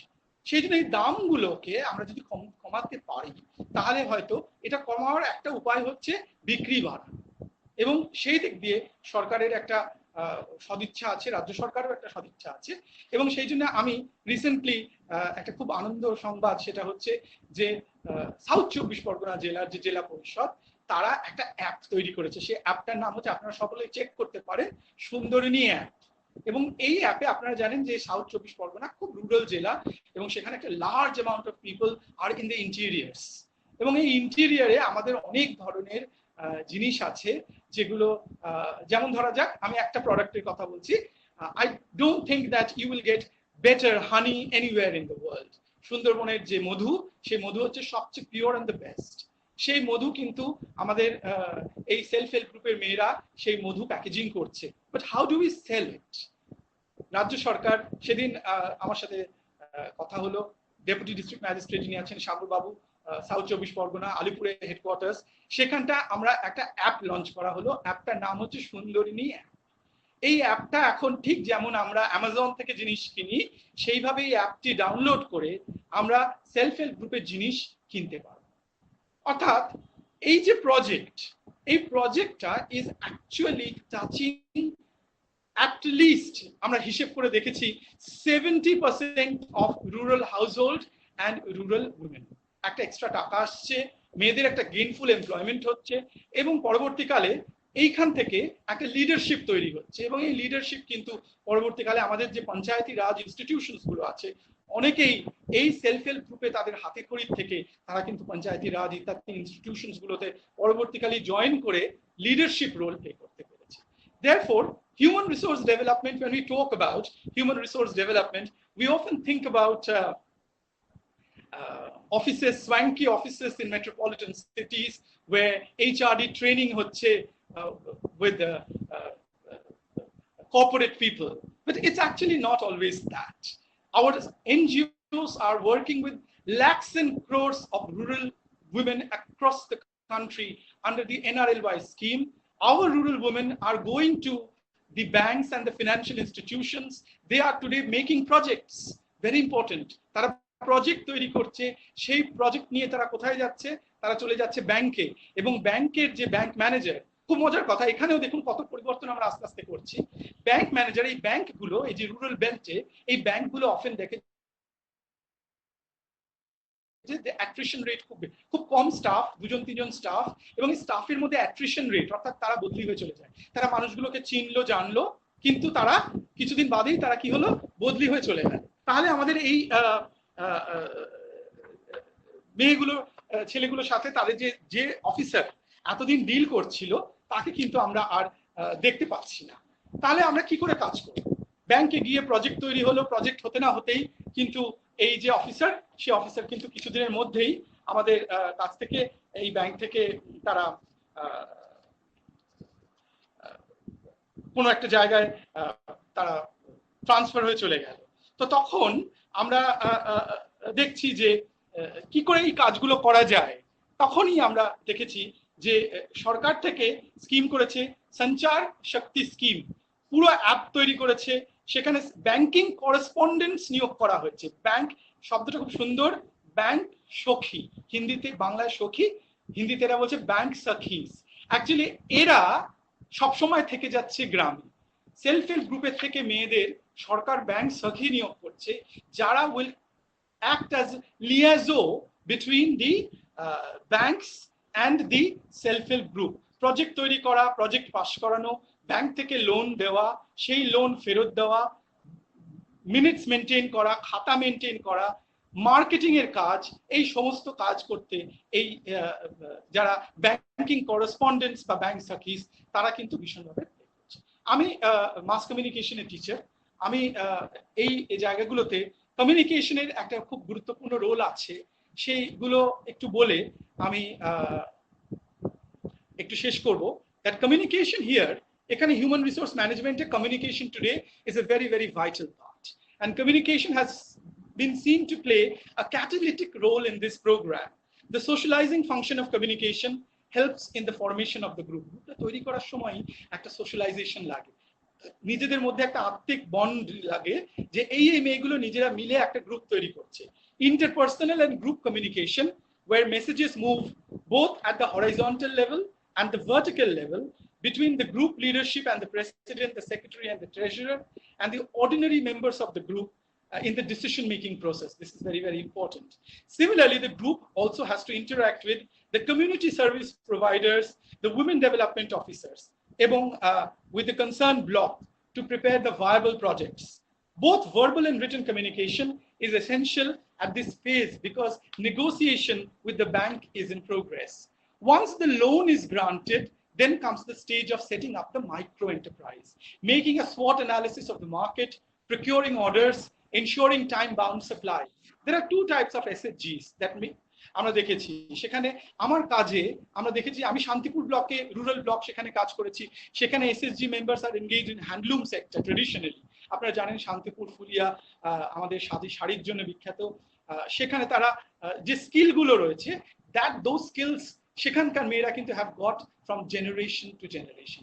ফরিদপুর থেকে ফুলিয়ায় তারা এসেছিল, এবং সেই ফুলিয়ায় তারা মূলত তারা যে আমাদের তন্তুবায়, তারা ফরিদপুর বাংলাদেশ থেকে এসে ওইখানে বসবাস শুরু করে, এবং সেখানে তারা জেনারেশন টু জেনারেশন এই স্কিলগুলো তাদের বাড়ির মেয়েরা জানে। রং করা থেকে, সুতো তৈরি থেকে, কাপড় বোনা থেকে সব কাজ মেয়েরা করছে। অন দি আদার হ্যান্ড আমি দেখেছি, আমি বালিজগাছা ব্লক, যেটা একটা আরবান ব্লক, আপনারা কেউ ডানলপ দিয়ে যদি বর্ধমানের দিকে যেতে চান, পাশেই পড়বে বালিজগাছা। সেখানে আপনি দেখেছি অর্ডিনারি হাউস হোল্ডস মেয়েরা, সেখানে they require extensive skill development training, এবং সেইখানে প্রোডাক্ট ম্যানুফ্যাকচারিং এবং সার্ভিসেসের জন্য তাদের কিন্তু ট্রেনিং নিতে হয়েছে। Market analysis, sales promotion and advertising, procuring and meeting orders, interacting with clients and customer requires extensive and specialized communication skills. The role of community service providers, বা যাদের আমরা ব্যাংক অফিসার্স এবং যে সখী, তাদের সঙ্গে এই কমিউনিকেশন ইজ ভেরি ইম্পর্টেন্ট। আর এখানে আমরা দেখেছি আমাদের কমিউনিকেশনের ভাষায় আমরা বলি টু স্টেপ ফ্লো সিস্টেম বা trickle down system. What is the two step? Training of teachers, যেখানে টিচার যারা হবে তাদের ট্রেনিং। আমি একটা ছোট্ট এক্সাম্পল দিয়ে বলছি, যে আমরা একবার Bengal National Chamber of Commerce and Industry থেকে তাদের যে উইমেন্স উইং আছে, সেখানে তারা কেউ ইন্ডাস্ট্রিয়ালিস্টদের স্ত্রী, আবার কেউ women entrepreneurs.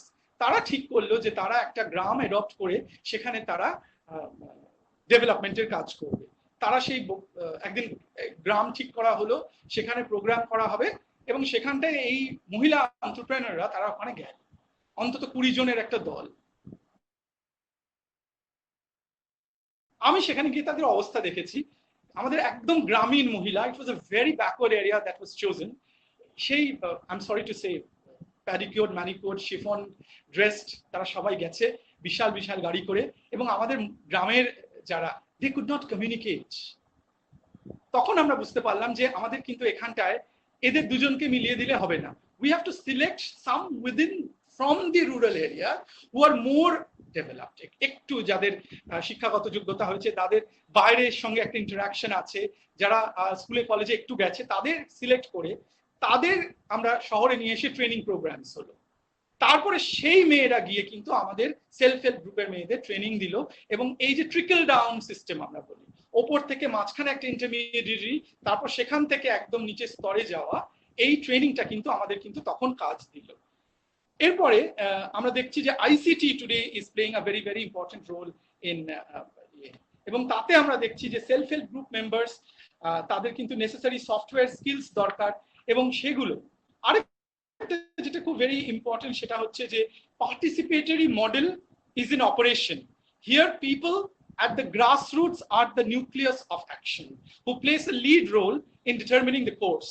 With wide participation of women folk in both the social and economic sphere, there is true distribution of power where the community becomes a more democratic one. এখানটায় I witnessed poverty and efforts to come out of that poverty firsthand. There's a large government machinery exists to implement it, but from the Government of India level in New Delhi to the Gram Panchayat level in the villages, and but some of time we have seen that our the goal of these projects have remained unfulfilled because lack of coordination among the various departments at various stages. There is also diffidence on the part of the large section of the bureaucracy towards the marginal sections of society. In this scenario, horizontal and vertical communication, which is development support in nature, it is necessary to provide the right impetus at different crucial junctures to make this program a success. This must be remembered by all, that the target of this program belonging to BPL women, who belonging to BPL families, many of whom are scheduled caste and scheduled tribe category, sometimes with little education and no training. Under these circumstances, all stakeholders of the program must have a positive, caring and dedicated attitude to make this program a success. Thank you. Thank you so much.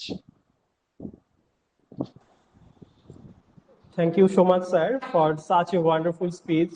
Hope we all are enjoying and gaining lots of knowledge, and we all are enjoying. সত্যি আমরা SYSD এবং NRLM scheme সম্পর্কে এত পুঙ্খানুপুঙ্খভাবে বিস্তারিতভাবে আমরা এডুকেশনের student হয়ে হয়তো আমরা জানতাম না, সবাই এনরিচড হলাম এবং পুঙ্খানুপুঙ্খভাবে সেটা জানতে পারলাম। আশা করি আমাদের প্রত্যেক পার্টিসিপেন্টসদের এটা কাজে লাগবে, এবং বিশেষ করে আমাদের কলেজের ছাত্রীদের কাছে, বিশেষত ছাত্রীরা খুবই উপকৃত হবে বলে আমার মনে হয়। Thanks once again sir for giving such a wonderful time and your valuable time. আমি একটু ফারুক তোমাকে বলছি, আমি একটু তোমাদের সবার কাছ থেকে এক্সকিউজ করে নেব। আজকে আসলে আমার যে ক্লাব দুর্গাপুজোর, তার খুঁটি পুজো 11টা থেকে, আমি ক্লাবের সদস্য, যাওয়ার একটা ব্যাপার রয়েছে, তো তোমরা যদি অনুমতি দাও তাহলে আমি আচ্ছা আচ্ছা স্যার, আমরা পরবর্তী স্পিকারকে ডেকে নিচ্ছি আর কোয়েশ্চেন আনসার সেশনটা শেষ হয়ে যাচ্ছে। সবাইকে নমস্কার। Thank you so much, sir, for such a beautiful and valuable time for us. Thank you.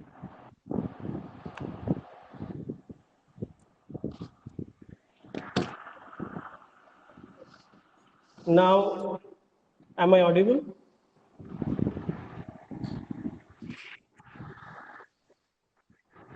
Now, I would like to introduce our next speaker, Dr.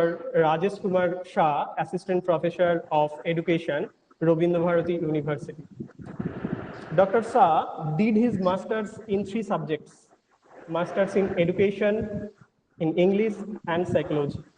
He did his PhD in education from University of Calcutta. Dr. Shah served his first teaching as assistant teacher in English in Keutifara JN High School from 1997 to 2010. Then he joined Sotropiyo Rai College of Education as assistant professor in education. He served as approved academic counselor of IGNU from 2013 to 2017 and also serving as approved academic counselor of Netaji Subhas Open University since 2013. Dr. Shah joined his present position in the Department of Education, Rabindra Bharati University in 2017. Dr. Shah did a project work funded by Indian Council of Social Science Research, ICSSR. He published several papers in peer-reviewed research journals and published several articles, books with ISBN number. Now, I would like to request Dr. Shah to deliver her speech. Dr. Shah, now the platform is on yours. Thank you, Farooq. At the very beginning, I want to express my gratitude to Hooghly Women College and HWC for inviting me for the seminar. I would like to express my thank to Farooq also for communicating me and requesting me for the speech. আমার মনে হয় ফারুকের সঙ্গে কথা বলে আমি যেটা বুঝলাম যে আমাদের ছাত্রছাত্রীদের বাংলায় বললেই হয়তো বুঝতে সুবিধা হবে, সেজন্য আমি বাংলাতেই বলছি। আজকে আমাদের আলোচনার বিষয় human resource management and sustainable development. মানে এখানে দুটো বিষয় আছে, একটা হচ্ছে human resource and how to manage human resource, আরেকটা হচ্ছে development and what is sustainable development. আমি খুব ক্যাটেগরিক্যালি এগুলো একটু থিওরিটিক্যাল অ্যাসপেক্ট থেকে, সাইকোলজিক্যাল অ্যাসপেক্ট থেকে এবং সোশিওলজিক্যাল পার্সপেক্টিভ থেকে আলোচনা করব। আমার পূর্বতন বক্তা দেবজ্যোতি দা একদম এক্সাম্পল দিয়ে দিয়ে আমার রাজ্যে ভারতবর্ষে কিভাবে হিউম্যান রিসোর্স ম্যানেজমেন্টের বিভিন্ন স্কিম আছে সেগুলো নিয়ে বিস্তারিতভাবে বলেছে। আমি কোনো নির্দিষ্ট স্কিমের ব্যাখ্যাতে যাব না, আমি theoretical aspects of human resource management এবং তার সঙ্গে সাস্টেনেবল ডেভেলপমেন্টের সম্পর্কটাকে বোঝানোর চেষ্টা করব। প্রথমেই আমাদের মনে যে প্রশ্নটা আসে, হোয়াট ইজ রিসোর্স? রিসোর্স বলতে আসলে আমরা কি বুঝি? রিসোর্স মানে হচ্ছে আমার কাছে সম্পদ, যা আমার জীবনযাত্রার মানকে অনেক বেশি উন্নত করবে, আমার লাইফকে অনেক বেশি ফেসিলিটেট করবে, তাই আমার কাছে সম্পদ। তা হিউম্যান রিসোর্স কি একমাত্র সম্পদ? না, আমাদের মূলত দুরকম সম্পদ থাকে। একটা হচ্ছে প্রাকৃতিক সম্পদ, যেমন পানীয় জল, মিষ্টি জল আমার প্রকৃতি, আমার দেশে আছে, আমার রাজ্যে আছে, আমার নদী, এগুলো জল একটা প্রাকৃতিক সম্পদ। খনিজ পদার্থ প্রাকৃতিক সম্পদ, বনভূমি, প্রাণীজ সম্পদ, এগুলো প্রাকৃতিক সম্পদ। আরেকটা হচ্ছে হিউম্যান রিসোর্স বা মানব সম্পদ। এবার প্রশ্ন হয়েছে, এই মানব সম্পদ, সব মানুষই কি সম্পদ? সবাই কি তার ক্ষমতা দিয়ে তার পরিবারের কাছে, দেশের কাছে সম্পদ হয়ে উঠতে পারে? এটা একটা বড় প্রশ্ন। মানব সম্পদ খুব গুরুত্বপূর্ণ কেন? কারণ প্রাকৃতিক সম্পদকে সঠিকভাবে ব্যবহার করতে গেলে, এফেক্টিভ ওয়েতে ব্যবহার করতে গেলেও সেটা নির্ভর করে মানব সম্পদের উপর। এবার অনেকেরই অনেক ধারণা আছে, অনেকেই ভাবে যে এই মানব সম্পদটা ইকুয়ালি ডিস্ট্রিবিউটেড না। কিছু কিছু জাতি বা জিনগত ব্যাপারে কিছু মানুষ অনেক বেশি উন্নত হয়, লিঙ্গভেদেও এই উন্নতি নির্ভর করে, এরকম একটা ধারণা আছে। কিন্তু সাইকোলজিক্যাল যত গবেষণা হয়েছে সেখান থেকে কিন্তু প্রমাণিত যে ইকুয়ালি ডিস্ট্রিবিউটেড হিউম্যান রিসোর্স বা হিউম্যান ক্যাপাসিটি, হিউম্যান যাই বলো, এই কম্পিটেন্সি সবকিছু কিন্তু ইকুয়ালি ডিস্ট্রিবিউটেড। তাহলে অনেকের মনে প্রশ্ন আসতে পারে, তাহলে আমার এত বড় দেশ, যেখানে এই মুহূর্তে লোক সংখ্যা 138 কোটির উপরে, এত বড় দেশেও ভালো অ্যাথলেট তৈরি হয় না কেন অলিম্পিকে পদক পাওয়ার মতো, বা এমন কিছু আমরা করতে পারি না কেন যেটা আমেরিকায় বসে অনেক বিজ্ঞানীরা করতে পারে, সেগুলো আমার দেশ পারে না কেন? আমাদের দেশ থেকে অনেক ছোট দেশ, যেমন ধরা যাক ইংল্যান্ড, গ্রেট ব্রিটেন, সেই ছোট দেশ ক্রিকেটেও বিশ্বকাপ জেতে, অলিম্পিকেও আমেরিকার পরে দ্বিতীয় স্থান থাকে তালিকায়, বিজ্ঞানেও যথেষ্ট এগিয়ে যায়, সাহিত্যেও দারুণ রেখাপাত করে, কিন্তু আমার দেশে নিয়ে আমরা পারি। ইসরায়েল আমাদের রাজ্যের মতো একটা ছোট দেশ, যেটা আমাদের দেশের স্বাধীনতার পরে ওই দেশটি গঠন হয়েছে, সেই দেশের টেকনোলজি এত উন্নত হয়ে যায় যে সেই দেশের টেকনোলজি আমেরিকা পর্যন্ত নিতে পারে। তাহলে এরকম আমাদের একটা ধারণা তৈরি হতে পারে যে এটা বুঝি কোনো একটা অনেক বিষয় থাকে তার উপরই একটা মানুষের মানব সম্পদ নির্ভর করে, কিন্তু এই ধারণাটা সম্পূর্ণ ভুল। কেন ভুল সেটা আমরা আলোচনার মধ্যে দিয়ে প্রকাশিত। দেখুন, একটা জিনিস একদম পরিষ্কার যে আমাদের দেশ 1206 সালের আগ পর্যন্ত, মানে যখন থেকে ইনভেশন, মুসলিম ইনভেশন হয়নি তার আগে কিন্তু আমাদের ভারতীয় ভূখণ্ড, যেটা আফগানিস্তান পর্যন্ত ছিল, এবং পাকিস্তান, আফগানিস্তান, এদিকে মায়ানমার, এবং তখন বাংলাদেশ হয়নি, সমস্ত ভূখণ্ডে কিন্তু প্রচন্ড সম্পদশালী দেশ ছিল। সেখানে নালন্দা, তক্ষশিলার মতো সব থেকে প্রাচীন বিশ্ববিদ্যালয় ছিল। আর্যভট্ট থেকে আরম্ভ করে চাণক্য, বিভিন্ন গার্গী, মৈত্রেয়ী, আমি ডিটেলসে যাচ্ছি না, অনেক স্কলার ছিল যারা কিন্তু সারা পৃথিবীকে একটা ম্যাথমেটিক্যাল সায়েন্সে, তারপরে হচ্ছে অ্যাস্ট্রোফিজিক্সে, বা যেটাকে আমরা বলি অ্যাস্ট্রোলজিতে একটা পথ দেখিয়েছে। তাহলে আমরা এখন পিছিয়ে গেলাম কারণ অনেক কিছু আছে, অনেক ইনভেশন হয়েছে, তৈমুরের মতো এসে আমাদের দেশকে লুণ্ঠন করে নিয়ে চলে গেছে, আমাদের নালন্দা বিশ্ববিদ্যালয় পুড়িয়ে দেওয়া হয়েছে, এরকম অনেক ঘটনা ঘটেছে, যার পরিপ্রেক্ষিতে আমাদের সমাজ কিন্তু অনেকটা পিছিয়ে গিয়েছে, যেখান থেকে হিউম্যান রিসোর্সের প্রপার ডেভেলপমেন্ট হয়নি। কিন্তু বর্তমান পরিপ্রেক্ষিতে যদি আমরা হিউম্যান রিসোর্সকে বুঝতে চাই, তাহলে প্রথম হচ্ছে প্রত্যেকটা মানুষ নিজেও কি জানে তার মধ্যে কি ক্ষমতা আছে। কারণ বিবেকানন্দ তো বলছে যে education is the manifestation of perfection already in man. মানুষের মধ্যে যে অন্তর্নিহিত ক্ষমতা আছে তার পরিপূর্ণ বিকাশই হচ্ছে শিক্ষা। তাহলে আগে তো আমার মধ্যে কি ক্ষমতা আছে সেটা আমাকে বুঝতে হবে। 99% মানুষ বুঝতেই পারে না তার দ্বারা কি সম্ভব, সে পৃথিবীতে এক্স্যাক্টলি কি জন্য এসেছে। আমি আমার ছাত্রছাত্রীদের জন্যই বলছি, আমি ধরে নেবো যে বেশিরভাগ শ্রোতাই হচ্ছে ছাত্রছাত্রী, তারা কি সবাই জানে এক্স্যাক্টলি তার কি করতে ভালো লাগে, কি জন্য সে পৃথিবীতে এসেছে? জানা সম্ভব হয় না। তার কারণ হচ্ছে তার জন্য একটা পরিবেশ দরকার। আমি ভালো সাঁতার কাটতে পারি না আমি ভালো দৌড়াতে পারি, একটি গ্রামের মেয়ে, বগুলা যদি একটা গ্রাম হয়, সেই গ্রামের মেয়েটি ভালো যে সাঁতার কাটতে পারে না ভালো অ্যাথলেট, সেটার জন্য তো একটা পরিবেশ দরকার, যে পরিবেশের মধ্যে দিয়ে তার সম্ভাবনা গুলোর পরীক্ষা নিরীক্ষা হবে, তার মধ্যে দিয়ে প্রমাণ হবে যে সত্যি তার মধ্যে এই ক্ষমতা আছে। তাহলে প্রথম হিউম্যান রিসোর্স ম্যানেজমেন্টের প্রথম ধাপ হচ্ছে identification of the ability, potentiality of each and every individual. প্রত্যেকটা মানুষের মধ্যে যে সম্ভাবনা আছে সেই সম্ভাবনাকে আগে নির্দিষ্ট করা, সেটাকে খুঁজে বের করা। দ্বিতীয় ধাপ হচ্ছে developing A conducive environment so that the human capacity or potentiality reaches its limit.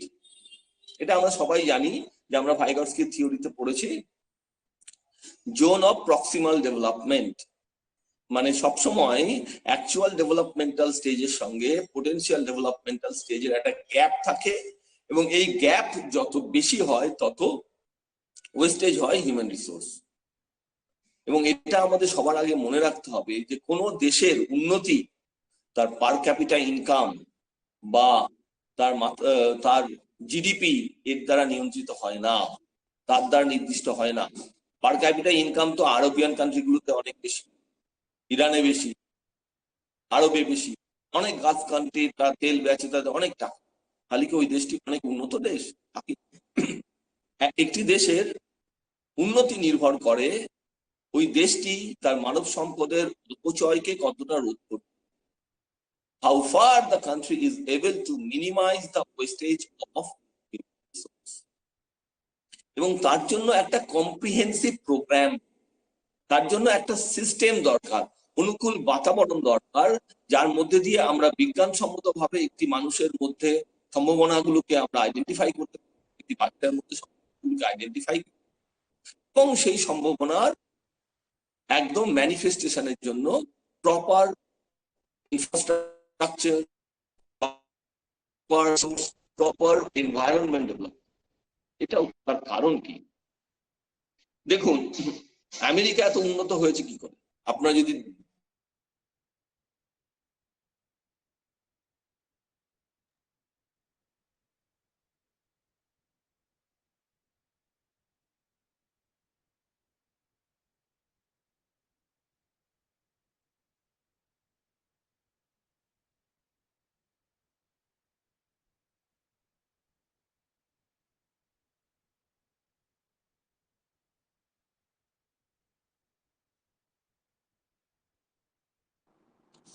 Sir left করলেন।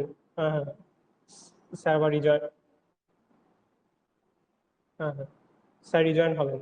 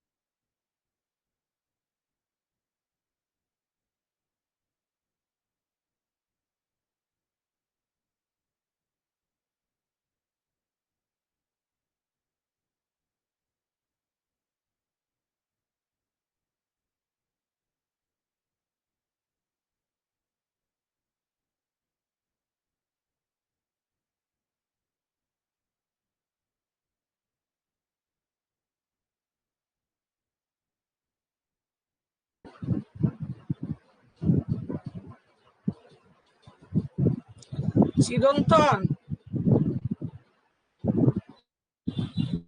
ও স্যার এসেছেন? হ্যাঁ হ্যাঁ ঠিক আছে ঠিক আছে।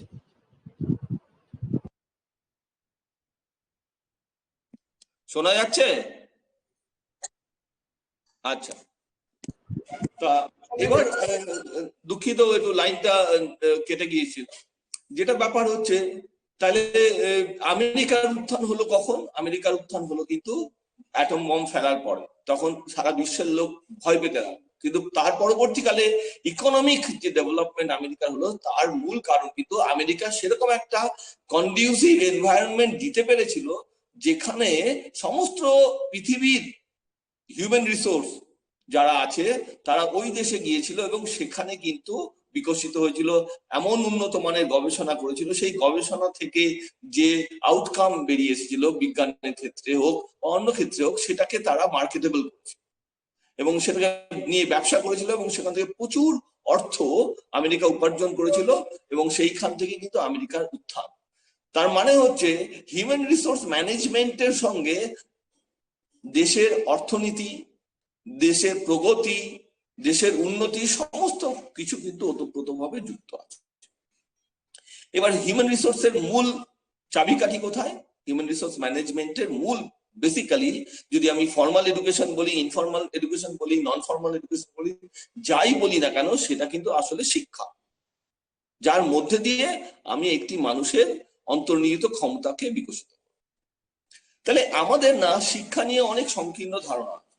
প্রথম হচ্ছে, আমরা ভাবি শিক্ষা মানে জীবিকা, জীবিকার জন্য কোনো মানুষকে তৈরি করা। শিক্ষা মানে হচ্ছে কোনো কিছু পড়া, পড়ে অর্জন করা, যেমন আমাদের যে কৃষ্ণমূর্তি বলেছে, education is not getting a degree, get a job and get married and settle down. আমরা এরকম করে ভাবি, কিন্তু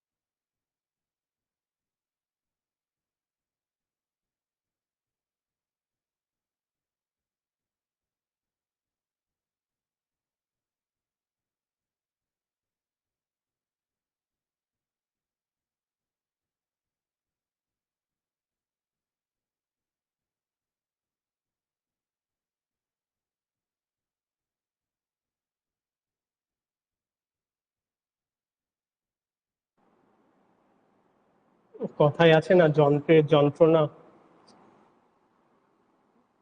আউট অফ।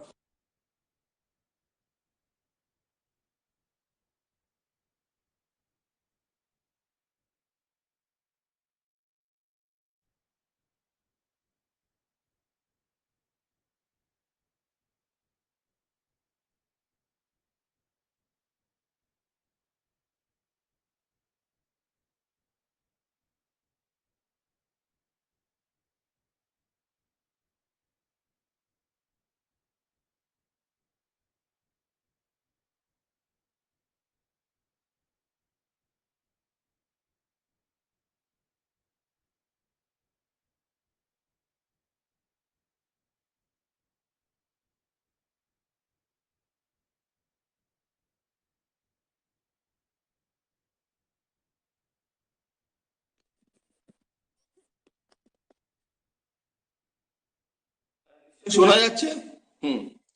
তাই এই, হ্যাঁ মাঝে মাঝে কেটে যাচ্ছে, খুব মুশকিল হচ্ছে। আচ্ছা, যেটা বলার সেটা হচ্ছে যে আমাদের অ্যাফেক্টিভ ডোমেইনটা খুব গুরুত্বপূর্ণ। একটা বাচ্চার অ্যাফেক্টিভ ডোমেইন ডেভেলপ না করলে তার প্রপার মোটিভেশন আসে না, তার প্রপার অ্যাটিটিউড ডেভেলপমেন্ট করে না।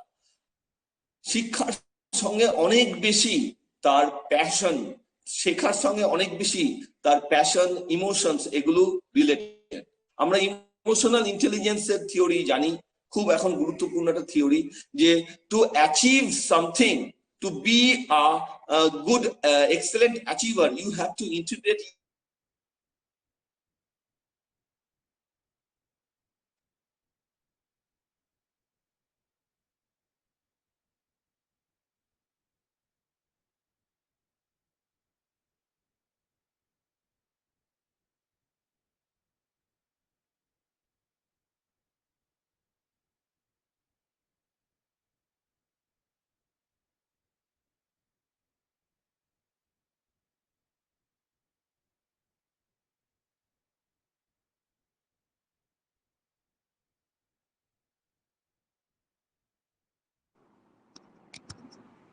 Sir, please leave and rejoin again.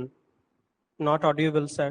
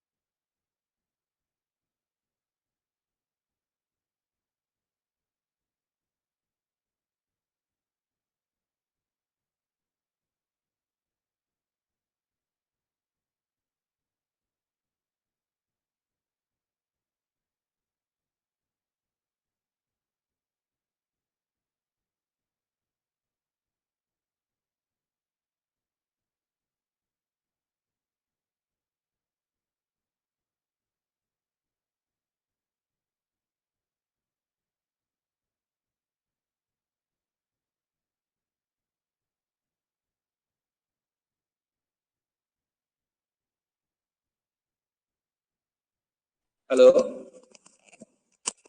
আশা করি শোনা যাচ্ছে। আমি বুঝতে পারছি না কি অসুবিধা হচ্ছে। তা আরেকটা ডোমেইন, সেটা হচ্ছে সাইকোমোটর ডোমেইন। এবার এই তিনটে ডোমেইনের প্রপার ডেভেলপমেন্ট হলে, একটা হচ্ছে কগনিটিভ ডোমেইন, একটা অ্যাফেক্টিভ ডোমেইন, একটা সাইকোমোটর ডোমেইন, তাহলে কিন্তু একটা মানুষের অন্তর্নিহিত ক্ষমতা, তার পরিপূর্ণ বিকাশ সম্ভব হবে। এটা যেমন একটা দিক। আমি যেমন উন্নত দেশের কথা বললাম, আরেকটা দিক কিন্তু হচ্ছে আমার how to live together. Human resource ম্যানেজমেন্টের আরেকটা দিক হচ্ছে আমরা কিভাবে একসঙ্গে বসবাস করতে পারি, how to live together, how to work together, how to B respectful to other culture, how to B respectful two human dignity, human rights. এটাও একটা খুব গুরুত্বপূর্ণ শিক্ষার অংশ, যেটা আমরা ইউনেস্কোর যে রিপোর্ট লার্নিং দ্য ট্রেজার উইদিনেও দেখেছি, যে 4 পিলার্স অফ এডুকেশনে বলছে লার্নিং টু বি, মানুষ হওয়ার শিক্ষা, এবং লার্নিং টু লিভ টুগেদার, এটাও খুব গুরুত্বপূর্ণ বিষয়। না হলে কি হবে, ধরুন একটি ব্যক্তি উন্নতি হলো, কিন্তু সমষ্টির উন্নতি না হলে সেই ব্যক্তির উন্নতি কিন্তু পরিলক্ষিত হবে না।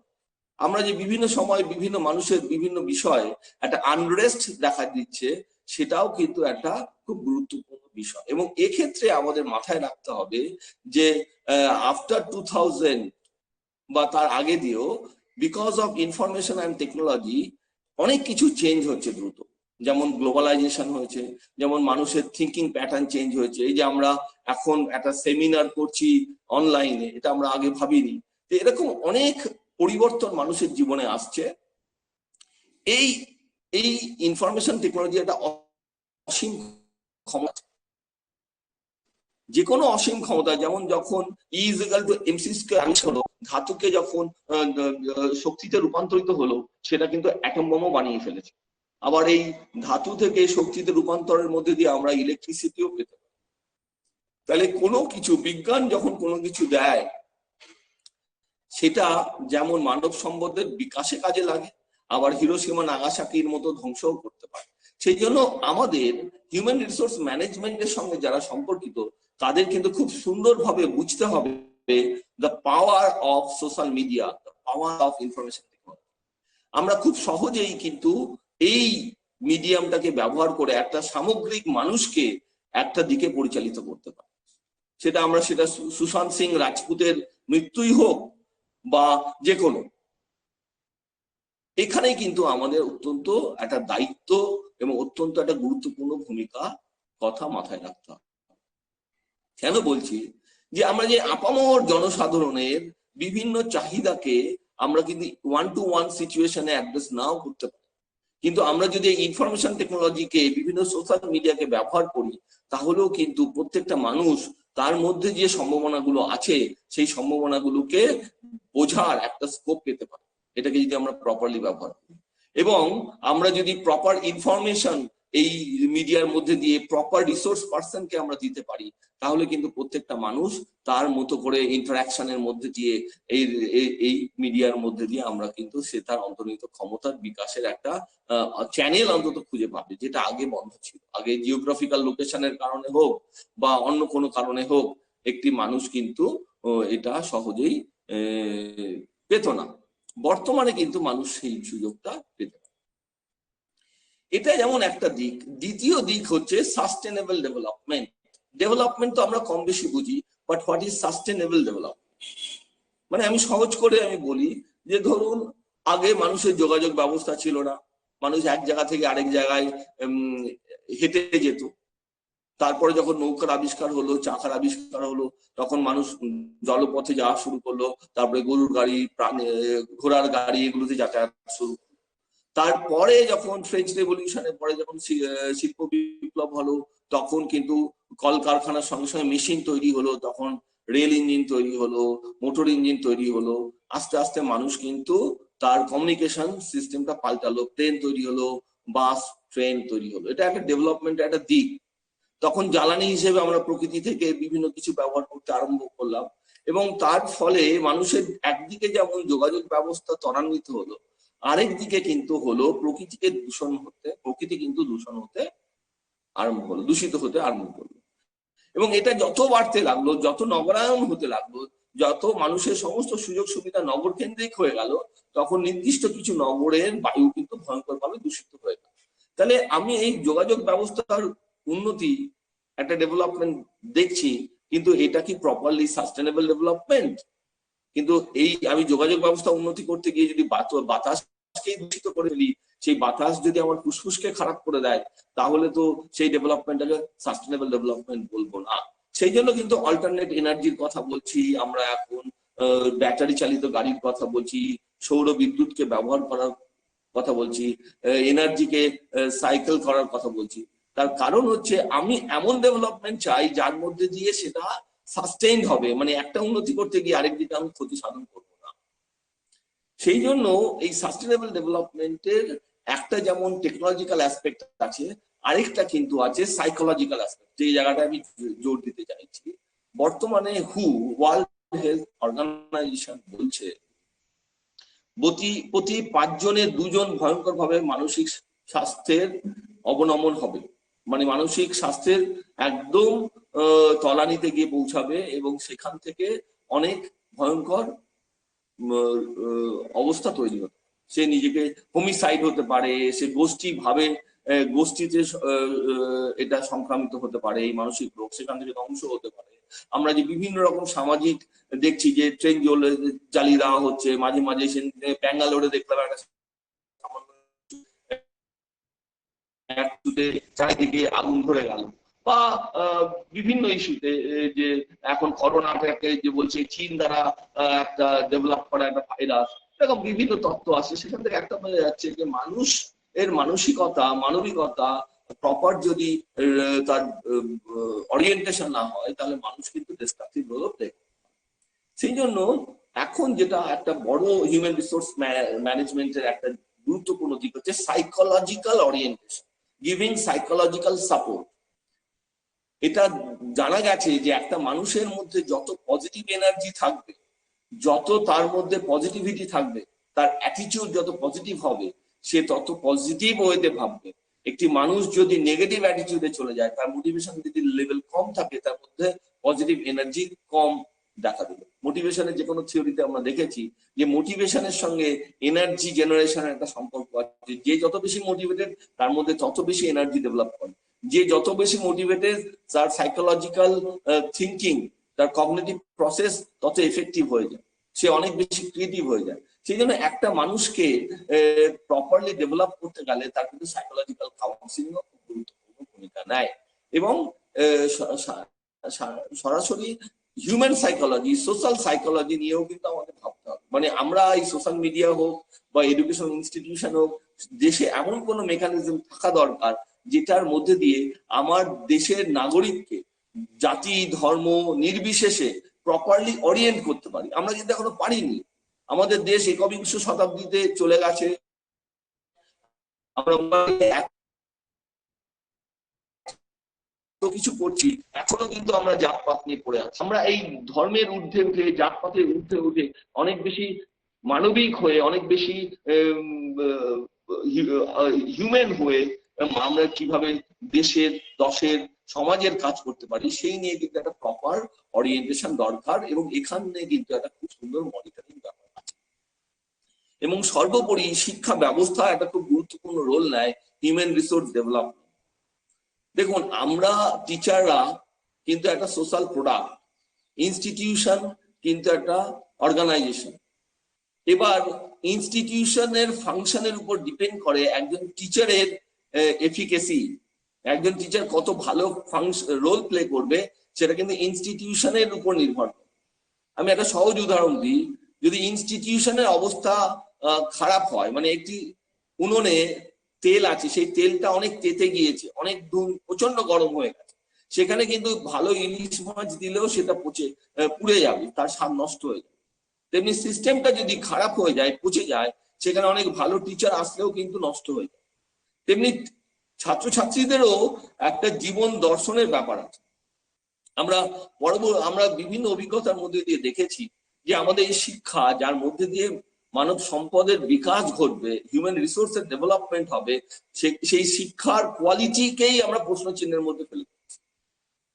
কখনো 100 নাম্বার দিয়ে আমরা দেখছি, ইতিহাসও 100 পাচ্ছে, ভূগোলেও 100 পাচ্ছে, সবাই 500-তে 499 পাচ্ছে, এরকম 8-10 জন।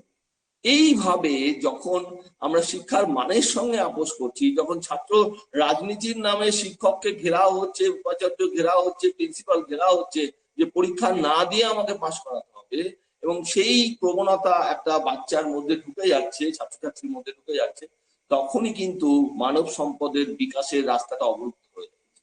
কারণ মানব সম্পদের সঙ্গে কোয়ালিটি এডুকেশনের একটা সম্পর্ক। আমরা আনন্দিত যে এই নতুন শিক্ষানীতিতে এমন কিছু পদক্ষেপ নেওয়া হয়েছে যেখানে প্রাইভেটাইজেশনের নাম করে ডিগ্রি বিক্রির উপর প্রতিবন্ধকতা লাগতে চলেছে। সব প্রাইভেট বিএড কলেজগুলো কিভাবে চলছিল, ইঞ্জিনিয়ারিং কলেজগুলো কিভাবে চলছিল আমরা জানি। এগুলোকে একটা মনিটরিং এর উপর মধ্যে এনে ভালো কলেজগুলোকে রাখা, খারাপ কলেজগুলোকে বন্ধ করে দেওয়া, এই যে নীতি নেওয়া হয়েছে সেটাকে অত্যন্ত গুরুত্বপূর্ণ একটা সিদ্ধান্ত। এবং দ্বিতীয় হচ্ছে টিচারদের অ্যাকাউন্টেবিলিটি ফিক্স করার চেষ্টা হয়েছে, দায়বদ্ধতা টিচার।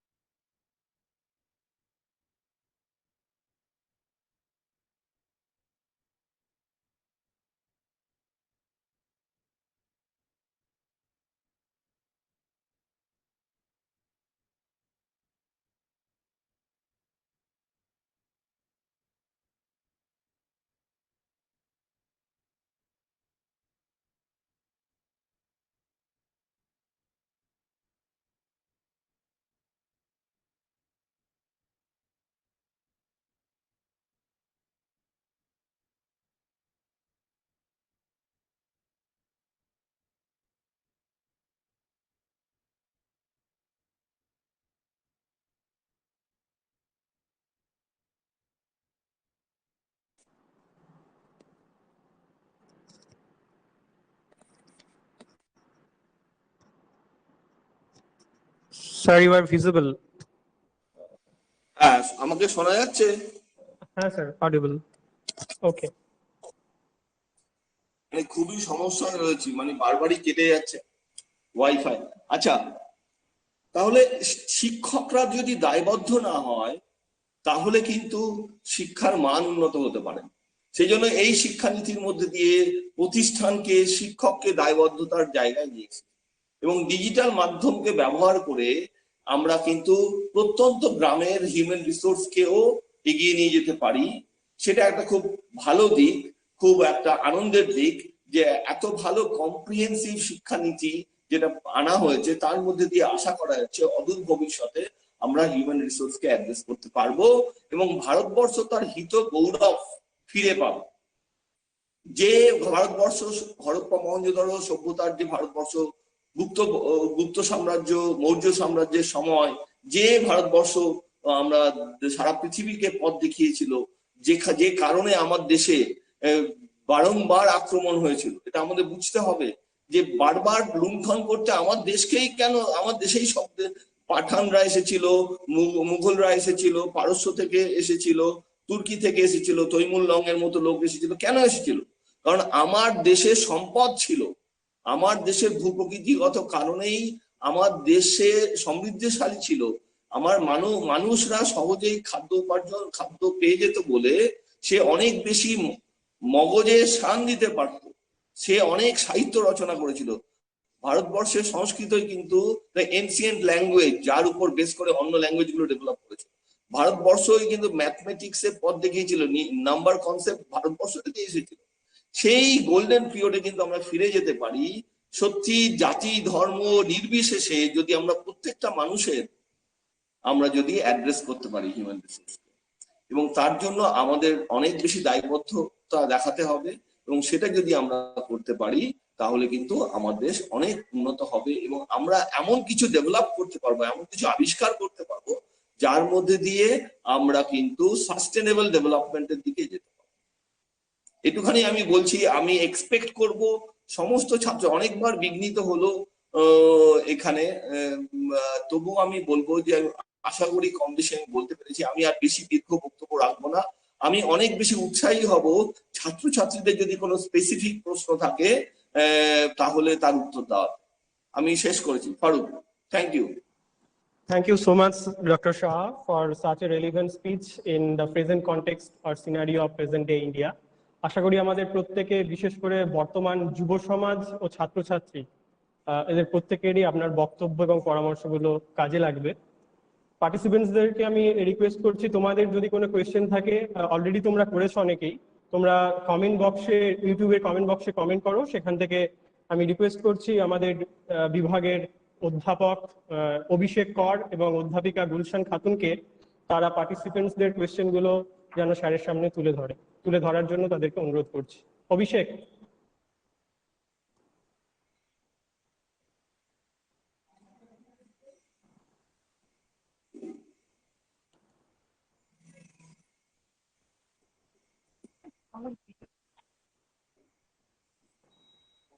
হ্যালো অভিষেক,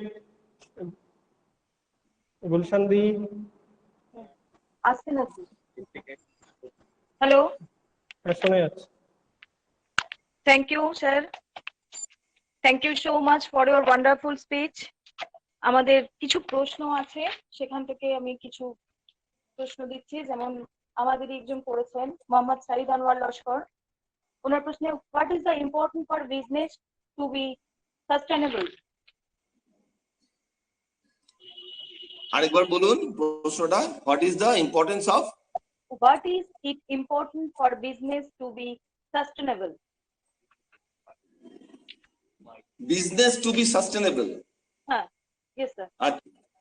মানে ও কি স্পেসিফিক্যালি বলতে চেয়েছে কোন বিজনেসকে সাস্টেনেবল হতে গেলে কি করতে হবে, এটাই তো? সেটাই মনে হচ্ছে স্যার। আচ্ছা দেখুন, একটা বিষয় হচ্ছে everything has to be oriented according to the need of the society. এটা আমাদের কিন্তু বুঝতে হবে। নিড, হিউম্যান নিড যেমন চেঞ্জ হয়, হিউম্যান সাইকোলজি যেমন চেঞ্জ হয়, তেমনি সোশ্যাল নিডও চেঞ্জ হয়। যেমন ধরুন আগে মানুষ কোনো কিছু কিনতে অভ্যস্ত ছিল কোনো ইলেকট্রনিক্স গুডস এর দোকানে গিয়ে দরদাম করে। এখন মানুষ কিন্তু অনলাইনে সে কোনো কিছু দেখে, তার প্রাইসকে দেখে, তার কাস্টমার ফিডব্যাক দেখে সে অর্ডার করে বাড়ি বসেই নিয়ে দু একদিনের মধ্যে পেয়ে যায়। আমরা বাড়ি বসেই এখন উবেরকে ডেকে নিচ্ছি। তাহলে এবার প্রশ্ন হচ্ছে, আগে যেভাবে ব্যবসা চলতো, মানে আগে একটা মানুষ খুব বড় শোরুম করে ইলেকট্রনিক্স গুডস বিক্রি করছে, হঠাৎ করে দেখলো যে অ্যামাজন এসে গেছে বা অন্যান্য চলে এসেছে, তারা এসে বাড়িতেই প্রোডাক্ট দিয়ে যাচ্ছে এবং প্রোডাক্ট দেওয়ার পরে টাকা নিচ্ছে এবং অনেক কম দামে টাকা দিচ্ছে। তাহলে সেই পূর্বে যে ব্যবসা করছিল তার ব্যবসা তো সাস্টেনেবল হলো না। এটা ঠিক, আমরা খুব একটা আনরেস্ট সিচুয়েশনে আছি, কারণ পৃথিবীটা খুব দ্রুত চেঞ্জ হচ্ছে, তার কমিউনিকেশন সিস্টেম, তার হিউম্যান সাইকোলজি, সোশ্যাল সাইকোলজি খুব দ্রুত চেঞ্জ হচ্ছে। সেই কারণে মানুষের চাহিদা, মানুষের চাওয়া পাওয়া গুলো দ্রুত চেঞ্জ হচ্ছে। তার সঙ্গে সামঞ্জস্য রেখে বিজনেস মানে customer satisfaction. What is business, এটা আগে ভালো করে বুঝতে হবে। দু রকম বিজনেস হয়, একটা হচ্ছে প্রোডাক্টের বিজনেস, মানে আপনি এমন কিছু প্রোডাক্ট উৎপাদন করছেন বা বিক্রি করছেন যেটা কাস্টমারের কাজে লাগছে, এবং দ্বিতীয় হচ্ছে এমন কোন সার্ভিস, এমন কিছু সার্ভিস আপনি জেনারেট করছেন যেটা মানুষ কিনছে। তার মানে হচ্ছে কোনো বিজনেসকে সাস্টেনেবল করতে গেলে যেটা দরকার সেটা হচ্ছে থার্ড আই থাকা দরকার। মানে ভবিষ্যতে কি হতে চলেছে সমাজে, ভবিষ্যতে মানুষ কিভাবে ভাবতে চলেছে, সেটা যখন বুঝতে পারবে তখনই কিন্তু তার বিজনেসটা সাস্টেন করবে। এই প্রসঙ্গে আমি অ্যাপলের কথা বলবো। জবস, তার একটা থার্ড আই ছিল, সে ভেবে নিয়েছিল সাধারণ মানুষ এই চাইছে, সেই জন্য সে অ্যাপেলের মতো আইফোন, আইপ্যাড এরকম প্রোডাক্ট তৈরি করতে পেরেছে। আগাম যদি আমি বুঝে নিই যে ভবিষ্যতে কাস্টমার কি চাইতে পারে, সমাজের চাহিদা কি হতে পারে, সেইভাবে যদি আমি নিজেকে অরিয়েন্ট করতে পারি, তাহলেই কিন্তু আমার বিজনেস সাস্টেনেবল হবে। আর দ্বিতীয় যেটা আমি বলি, যদি বেসিক, আমি যদি মিডলম্যান না হই, আমি যদি প্রোডাকশনে যাই এবং সেই প্রোডাকশনটা যদি মানুষের বেসিক নিডের সঙ্গে সম্পর্কিত হয়, তাহলে তার চাহিদা সারা জীবনই থাকবে, ফলে তার বিজনেসটা সাস্টেনেবল হবে। এটুখানি আমি বলছি। পরবর্তী প্রশ্ন।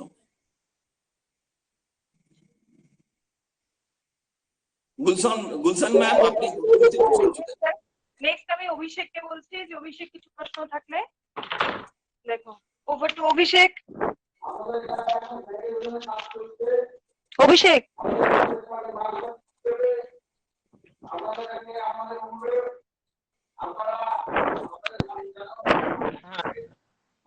হ্যাঁ অভিষেক নেক্সট কোনো? আচ্ছা নেক্সট এখানে সেরকম আর কোনো কোয়েশ্চেন নেই, একটা কোয়েশ্চেন আছে, তো সেটা হচ্ছে what MD side Anwar Lasker উনি একটা কোশ্চেন করছেন, what people HR people term do to drive sustainability. আরেকবার বলুন। What can people HR people term do to drive HR people HR people মানে হিউম্যান রিসোর্স পিপল মানে কি বলতে চাইছে? এই কোয়েশ্চেনটা মনে হচ্ছে আগেরটার থেকে মনে হচ্ছে উনি মনে হচ্ছে কিছু একটা মনে হচ্ছে করে দিয়েছে আগের স্পিচটার পরিপ্রেক্ষিতে মনে হচ্ছে। আচ্ছা আর কোয়েশ্চেন স্যার নেই। পার্টিসিপেন্টসদের অনুরোধ করছি তোমাদের প্রত্যেককে তোমাদের কিছু কোয়েশ্চেন থাকলে তোমরা কোয়েশ্চেনগুলো ড্রপ করো কমেন্ট বক্সে। অনেকেই হয়তো গ্রুপে কোয়েশ্চেন করেছেন। আচ্ছা ফারুক, তোমাদের যদি কোনো প্রশ্ন থাকে হিউম্যান রিসোর্স ম্যানেজমেন্ট রিলেটেড বা সাস্টেনেবল ডেভেলপমেন্ট রিলেটেড, সেরকম প্রশ্ন করলেও তোমরা করতে পারো।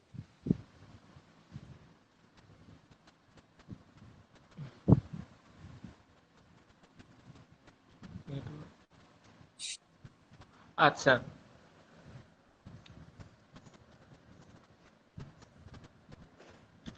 স্যার আরেকটা কোয়েশ্চেন আসছে, আমি আস্ক করছি।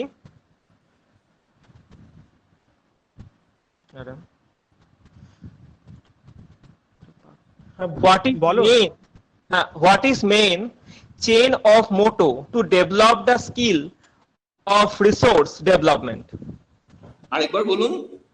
What is main chain of motto to develop the skill of resource development?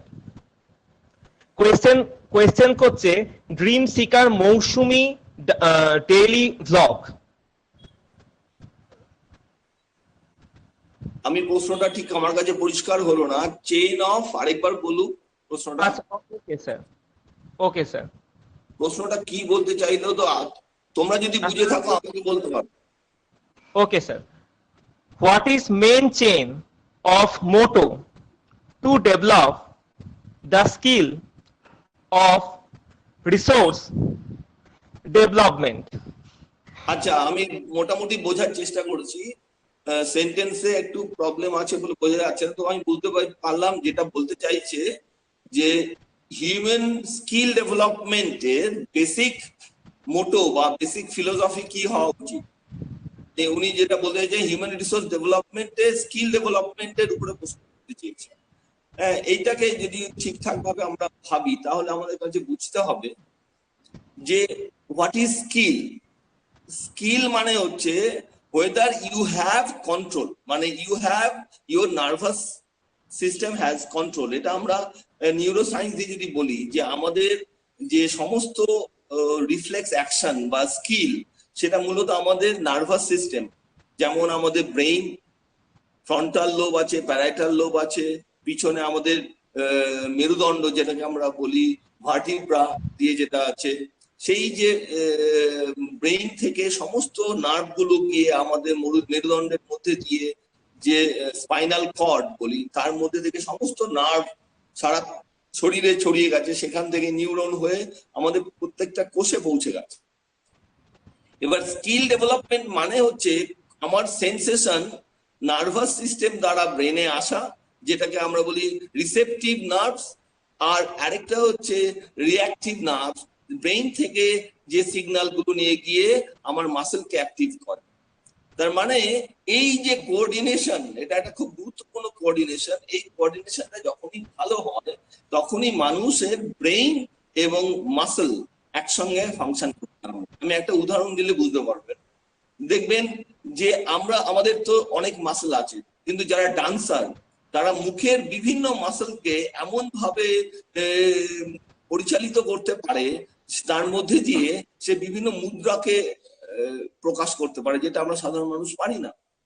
বা যারা অ্যাথলেট তারা দেখবেন অলিম্পিকে দেখবেন বিভিন্ন রকম ভাবে শরীরকে ভোল্ট খাওয়াচ্ছে, সে যেমন যেমন ভাবে কল্পনা করছে শরীরটাকে ঠিক সেইভাবে ভোল্ট খাওয়াতে পারছে, সেটাও কিন্তু হাইয়েস্ট লেভেলে সাইকোমোটর ডোমেইনের ডেভেলপমেন্ট। বা একজন আর্টিস্ট যেমন ভাবে কল্পনা করছে ঠিক হাত আঙুল দিয়ে তুলিটাকে ধরে ঠিক সেইভাবেই সেটাকে রূপান্তরিত করছে, এটা হচ্ছে হাইয়েস্ট লেভেল অফ স্কিল। তাহলে বেসিক ফিলোসফি বা মোটো অফ স্কিল ডেভেলপমেন্ট হওয়া উচিত, the skill which can develop some product or service which is for the development of humanity, for the development of the society, মানব সম্পদ, সমাজ, প্রকৃতি এর উন্নতিতে যে স্কিল লাগে সেই স্কিলগুলোকেই ডেভেলপ করা উচিত, rather than এমন অনেক স্কিল আছে that may be destructive, that খুব ভালো ছুরি দিয়ে কাউকে খুন করা এটারও একটা স্কিল আছে, কাউকে এমন ভাবে মারলাম সে একটা ঘুষিতেই মরে গেল, সেটাও একটা মার্শাল আর্টের স্কিল। তাহলে এমন কোন স্কিলকে ডেভেলপ করা উচিত না যার মধ্যে দিয়ে ধ্বংস সাধিত হতে পারে। বা এই যে যারা ধরুন বড় হ্যাকার হয়, তারাও একটা প্রচন্ড স্কিলফুল, যে টেকনোলজিকে ব্যবহার করে কিভাবে অন্যের অ্যাকাউন্টকে হ্যাক করে নেওয়া যায়, নিয়ে তার টাকা পয়সা নিয়ে নিতে হয়। তাহলে এই ধরনের স্কিলকে নিশ্চয়ই আমি এনকারেজ করব না, সেটা আমাদের একটা মনিটরিং থাকবে এবং সমাজের একটা দর্শন থাকবে, psychological and sociological and philosophical point of view থেকে আমাদের কিন্তু স্কিল ডেভেলপমেন্টের মধ্যে দিয়ে হিউম্যান রিসোর্সের ডেভেলপমেন্ট করতে হবে। না হলে কিন্তু হিটলারের মতো একজন হিউম্যান রিসোর্সে এসে যেতে পারে যে একটা জাতিকে, ইহুদি জাতিকেই ধ্বংস করতে নেমে পড়ছে। ঠিক তেমনি বা আমাদের বিভিন্ন টেররিস্ট যে অ্যাটাক হচ্ছে, তারাও কিন্তু হিউম্যান রিসোর্স, কিন্তু they are destroying the nation, destroying the community. সেই জন্য সেইটা তো একটা নির্দিষ্ট দর্শন থাকাই উচিত। আর কোনো প্রশ্ন? হ্যাঁ স্যার, আরেকজন কোয়েশ্চেন করছেন, ডক্টর আশিস কুমার কারণ। আচ্ছা, এক মিনিট। হ্যাঁ, ডক্টর আশিস কুমার কারণ কোয়েশ্চেন করছেন, who will be played major roles in sustainable development in an academic institutions? Obviously, in academic institution, what is the purpose of academic institution? The purpose of academic institution is to develop the inner potentiality of an individual through quality education. But who is the stakeholder to provide quality education? The main stakeholder হচ্ছে the teacher. The teacher directly যে ট্রানজাকশনের মধ্যে দিয়ে যাচ্ছে। এবার এই প্রসঙ্গে আমি বলি যে the role of a teacher is also changing with the time. আমরা যখন ছোট ছিলাম তখন আমাদের কিছু জানতে গেলে একজন শিক্ষকের কাছে যেতে হতো, সে একটা বই বলে দিলে সেই বইটা আমাদের পড়তে হতো, সেই বইয়ের কোনো লাইন না বুঝতে গেলে তার কাছেই যেতে হতো, সেই বুঝিয়ে দিত। কিন্তু সময়ের সঙ্গে সঙ্গে অনেক কিছু পাল্টে গেছে, এখন আমাদের কিছু জানতে হলে আমরা টিচারের কাছে যাই না, আমরা গুগলে সার্চ করি। তাহলে টিচারের রোল কি? তাহলে now the role of the teacher has been changed. The only purpose of the teacher once upon a time was to give some information, one way, কিছু তথ্য দিয়ে যাওয়া, আর লার্নাররা প্যাসিভলি সেটাকে রিসিভ করবে। এটা নয় এখন বর্তমানে টিচারের কাজ। নাও টিচারের কাজ হচ্ছে not to teach but to motivate the learner. এমন কিছু কথা বলো, এমন কিছু আচরণ করো, এমন কিছু পরিবেশ রচনা করো যার মধ্যে দিয়ে একজন লার্নার সেই প্রচন্ড উৎসাহিত হয়ে উঠলো একটা কিছু শেখার জন্য। সেই জন্য টিচারকে অনেক বেশি হিউম্যান রিসোর্স ম্যানেজমেন্ট হিসেবে এগিয়ে আসতে হবে, অনেক বেশি কাউন্সিলর এর রোল প্লে করতে হবে, অনেক বেশি পজিটিভ এনার্জি ইনকালকেট করার মতো জায়গায় পৌঁছাতে হবে। কারণ একটা বাচ্চার মধ্যে যদি একজন শিক্ষক সেই উৎসাহ, সেই প্রেরণা তৈরি করে দিতে পারে, তাহলেই কিন্তু সেই বাচ্চাটি অনেক বেশি শিখবে এবং সে নিজে নিজেই শিখে ফেলবে। এখন আমরা সেই জন্য দেখি ডিস্টেন্স এডুকেশন কিছু কিছু ব্যক্তির পিছনে, আমার কাছে 4 জন পিএইচডি করছে, 4 জনই ডিস্টেন্স থেকে পড়েছে এবং 4 জনই অত্যন্ত ভালো গবেষণা করছে। তারা কিন্তু রেগুলার মোডে পড়েনি, তারা কিন্তু নিজে নিজেই পড়ছে।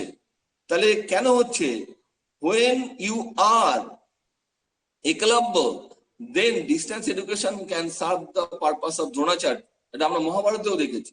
সেজন্য একটা বাচ্চার মধ্যে যদি একলব্যর শেখার স্পৃহাটা কোনো শিক্ষক তৈরি করে দিতে পারে, তাহলে সে কিন্তু নিজে নিজেই শিখবে। তাহলে হিউম্যান রিসোর্স ম্যানেজমেন্টের প্রথম স্টেক হোল্ডার হচ্ছে শিক্ষক, তারপরে হচ্ছে বাবা মারাও তো শিক্ষক, এবং অবশ্যই রাষ্ট্র। সে রাষ্ট্রেরই তো উচিত সেই পুরো ইনফ্রাস্ট্রাকচার ডেভেলপ করে সঠিক শিক্ষানীতি প্রণয়ন করে আমাদের এই হিউম্যান রিসোর্সকে প্রপারলি ডেভেলপ করা। যে হিউম্যান রিসোর্স যার মধ্যে যে ক্ষমতা আছে, equality does not mean giving equal opportunity to each and everyone. Equality means give opportunity equally unequally. যেটা এবারও বলেছে, এবার শিক্ষা ব্যবস্থায় গিফটেড চাইল্ড তার একটা আলাদা, সে খেলার জগতে গিফটেড হতে পারে, অঙ্কে গিফটেড হতে পারে, সায়েন্সে গিফটেড হতে পারে, সে যে ফিল্ডে গিফটেড হোক তার জন্য একটা আলাদা কন্ডিউসিভ এনভায়রনমেন্ট দেবে। এটা কিন্তু একটা খুব গুরুত্বপূর্ণ একটা পদক্ষেপ। সেই জন্য হিউম্যান রিসোর্স ম্যানেজমেন্টে রাষ্ট্র, তার শিক্ষানীতি, প্রধান শিক্ষক, প্রতিষ্ঠান, অভিভাবক এবং টিচার, এরা সবাই কিন্তু সম্পর্কিত একটা অংশ। স্যার আরেকটা প্রশ্ন আছে, ডলি রয় করেছে, how can we identify our ability? How we can identify our ability, তার সঙ্গেই আছে স্যার এই প্রশ্নটা আরো বহু জনের, যে how can we substitute development as a student? Very good, very good, খুব ভালো প্রশ্ন। দেখুন এই প্রশ্নটা আমি একটু এলাবোরেটলি দেব। দেখুন মানুষ কিন্তু অ্যানিম্যাল কিংডমেরই একটা অংশ। মানুষ অন্য গ্রহ থেকে আসেনি, বিভিন্ন প্রাণী জগতের ইভ্যালুয়েশনের মধ্যে দিয়ে উন্নত মানুষ গড়ে উঠেছে। মানুষ কেন উন্নত হয়েছে? মানুষ বেসিক্যালি উন্নত হয়েছে কিন্তু একটি কারণে। মানুষ কিন্তু, আমরা যদি মানব সভ্যতার ইতিহাস দেখি, মানুষ সমাজবদ্ধ জীব। যখন মানুষ সমাজবদ্ধ জীব, তখন মানুষের সামাজিক কিছু চাহিদা থাকে। দেখবেন কেউ যদি সমাজবদ্ধ জীব না হয়, তার কেবলমাত্র বায়োলজিক্যাল নিড থাকে। সে একটা জঙ্গলের বাঘ, তার কিন্তু বায়োলজিক্যাল নিড, তার যখন খিদে পায় সে খালি শিকার করে, খেয়ে নেয়, খিদে নেই তার শিকার করার তাড়না নেই। কিন্তু মানুষের যেমন বায়োলজিক্যাল নিড আছে, তেমনি মানুষের সাইকোলজিক্যালও নিড আছে। এইবার এর সঙ্গে সঙ্গে মানুষের একটা কমপ্লেক্স ব্রেইন আছে। দেখবেন আজকে পেপারে দিয়েছে ফুসফুসের প্রতিস্থাপন হয়েছে, একজনের ফুসফুস আরেকজনের ফুসফুসের লাগিয়ে দিয়েছে। বিজ্ঞান এত উন্নত হয়ে গেছে, মেডিকেল সায়েন্স, কিন্তু আজ থেকে 1000 বছর আগেও লিখে রেখে দিন মানুষের ব্রেইনের কোনোদিন প্রতিস্থাপন হবে না। তাহলে তো ব্রেইন ডেথ হলে অন্য কারোর ব্রেইন এনে লাগিয়ে দিয়ে তাকে বাঁচিয়ে দেওয়া যেত, হবে না। কারণ ব্রেইনের সেই ফাংশনটা পুরো আইডেন্টিক্যাল নয়। একটা মানুষের ফুসফুস, একটা মানুষের হৃৎপিণ্ড, একটা মানুষের লিভার যেভাবে ফাংশন করে, আরেকটা মানুষের সেইভাবে ফাংশন করে। সেই জন্য একটা মানুষের ক্ষমতা যে কত গভীর, এই ক্ষমতা চাহিদা নিড, সেটা কেবলমাত্র বায়োলজিক্যাল নিড। দেখুন বায়োলজিক্যাল নিড কিন্তু সবার আইডেন্টিক্যাল, সবারই খিদে পায়, যেমন ইনস্টিংটিভ গতভাবে প্রবৃত্তিগত ধারণা যা যা থাকে প্রত্যেকেরই এক, কিন্তু মানুষের সাইকোলজিক্যাল ওরিয়েন্টেশন ডিফারেন্ট হয়। সেই জন্য কারোর কবিতার মধ্যে সে ঢুকে গিয়ে কবিতাকে জীবন্ত করে তুলতে পারে, কেউ ইতিহাস পড়তে পড়তে ইতিহাসকে চোখের সামনে দেখতে পারে, কেউ অভিনয় করতে গিয়ে নিজেকে একদম উজাড় করে দিতে পারে। এবার কেউ রান্না করতে ভালো লাগে, কারোর সাজতে ভালো লাগে। এই যে বিভিন্ন সাইকোলজিক্যাল নিড, সেটা অনেক সময় মানুষ নিজেও বোঝে না। এই নিজেকে বুঝতে হয়। সেই জন্য আমাদের এডুকেশন সিস্টেমের আদিকালে ছিল সেলফ রিয়ালাইজেশন, মানে তোমার অবচেতন মন, তোমার অচেতন মনের মধ্যে যে গভীর প্রক্রিয়াগুলো চলছে সেটাকে বোঝার চেষ্টা করো। তোমার আর্কিটাইপ, ইউংয়ের কথায় তোমার আর্কিটাইপটাকে বোঝার চেষ্টা করো, তোমার অন্তর্যামীকে বোঝার চেষ্টা করো। এটা কিন্তু খুব গভীর একটা প্রক্রিয়া, সবাই পারে না। তার ভিতরে অন্তর্নিহিত তার মনের মধ্যে কি চলে সেটা বুঝতে সবাই পারে না। সেই জন্য আমাদের শিক্ষার একটা অন্যতম দর্শন ছিল মোক্ষ লাভ করা, সেলফ রিয়ালাইজেশন। এই যে যারা প্রশ্ন করছো আমার মধ্যে কি ক্ষমতা আছে আমি তো বুঝতে পারছি না, তার মানে হচ্ছে তোমার 80% উপরে যে মন আছে, অবচেতন অচেতন মন, সেটাই তো আসল।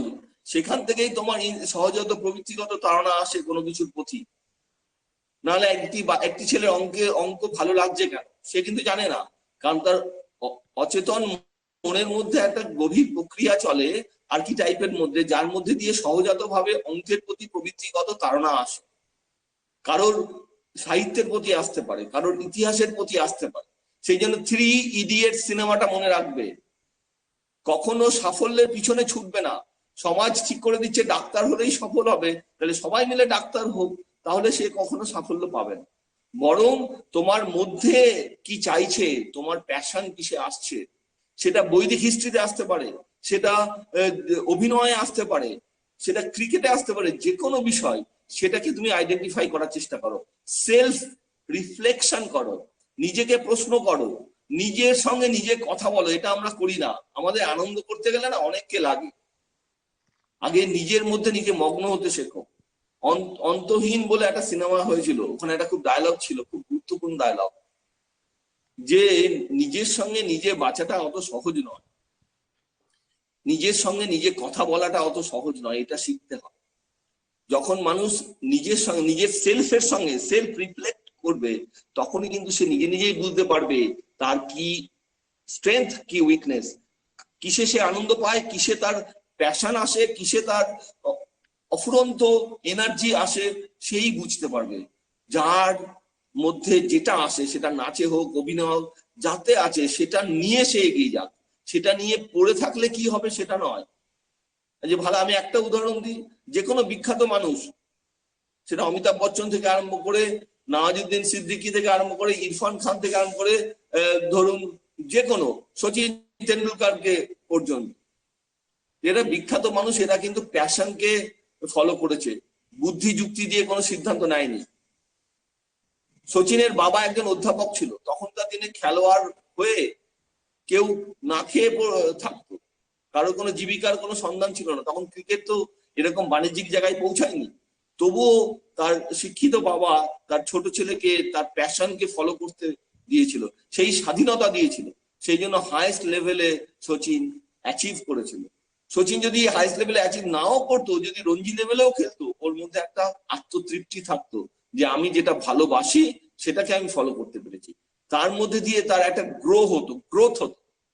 কিন্তু আমার ইনস্টিংক্টিভ ইম্পালস ডাক্তারিতে নেই, কিন্তু আমি ডাক্তার হয়ে গেলাম, তাহলে আমি চিকিৎসায় সেই আনন্দটা, মজাটা পাবো না। ফলে অ্যাজ এ ডক্টর আমার কোনো গ্রোথ হবে, আমি কোনো ডেভেলপ করবো না। আমি অল্প উপার্জন করতে পারি, কিন্তু আমি যদি থিয়েটারে অভিনয় করি, সেই অভিনয়টা যদি আমার প্যাশন হয়, তাও আমি খুব আনন্দে থাকবো। মানুষ হিসেবে আমি অনেক বেশি বড় হব, অনেক বেশি ডেভেলপ করব, অনেক বেশি নলেজেবল হব, কারণ আই ফলো মাই হার্ট। সেই জন্য বিবেকানন্দের একটা কথা বলতে হয় এই প্রসঙ্গে, you may be one of the most intellectual people the world have ever seen, but you never reach God. Cultivate your heart, through the heart the Lord speak. সেই জন্য আমি বলবো, যারাই এই প্রশ্নটা করলে, সব সময় নিজের হৃদয়কে ফলো করো, তোমার মনের মধ্যে কি চাইছে সেটাকেই ফলো করো, এবং নিজের সঙ্গে কথা বলো। তাহলে দেখবে তোমার কাছে অনেকগুলো অপশন আসছে, সেখান থেকে তুমি ক্রোনোলজিক্যালি সাজাতে পারছো যে না, আমি এটা করতে পারি, এটা নিয়ে এগোলে যদি আমি সাকসেসফুল নাও হই, তাহলে আমার সেকেন্ড অপশন হিসেবে এটা থাকতে পারে। বোঝাতে পেরেছি? স্যার আমাদের আরেকটা কোশ্চেন আছে, অতনু দাস করছে, এনইপি 2020 কিভাবে সাস্টেনেবল ডেভেলপমেন্টে হেল্প করতে পারে? ভেরি গুড কোশ্চেন অতনু, অসাধারণ প্রশ্নটা করেছো তুমি। দেখো, আমাদের শিক্ষানীতি, এই শিক্ষানীতি নিয়ে আমি আগে অনেকবার বলেছি যে প্রায় 34 বছর পরে, 1886 পরে, 1986 পরে আরেকটা শিক্ষানীতি এসেছে।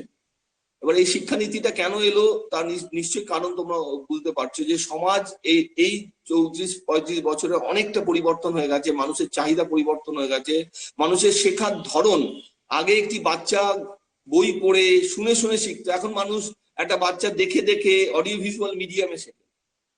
ফলে মানুষের সময়ের সঙ্গে সম্পর্কিত একটা শিক্ষানীতি দরকার ছিল। এই শিক্ষানীতি কিভাবে হিউম্যান রিসোর্স ম্যানেজমেন্টে খুব গুরুত্বপূর্ণ ভূমিকা পালন করবে, আমি স্পেসিফিক সেই উত্তরে আসি।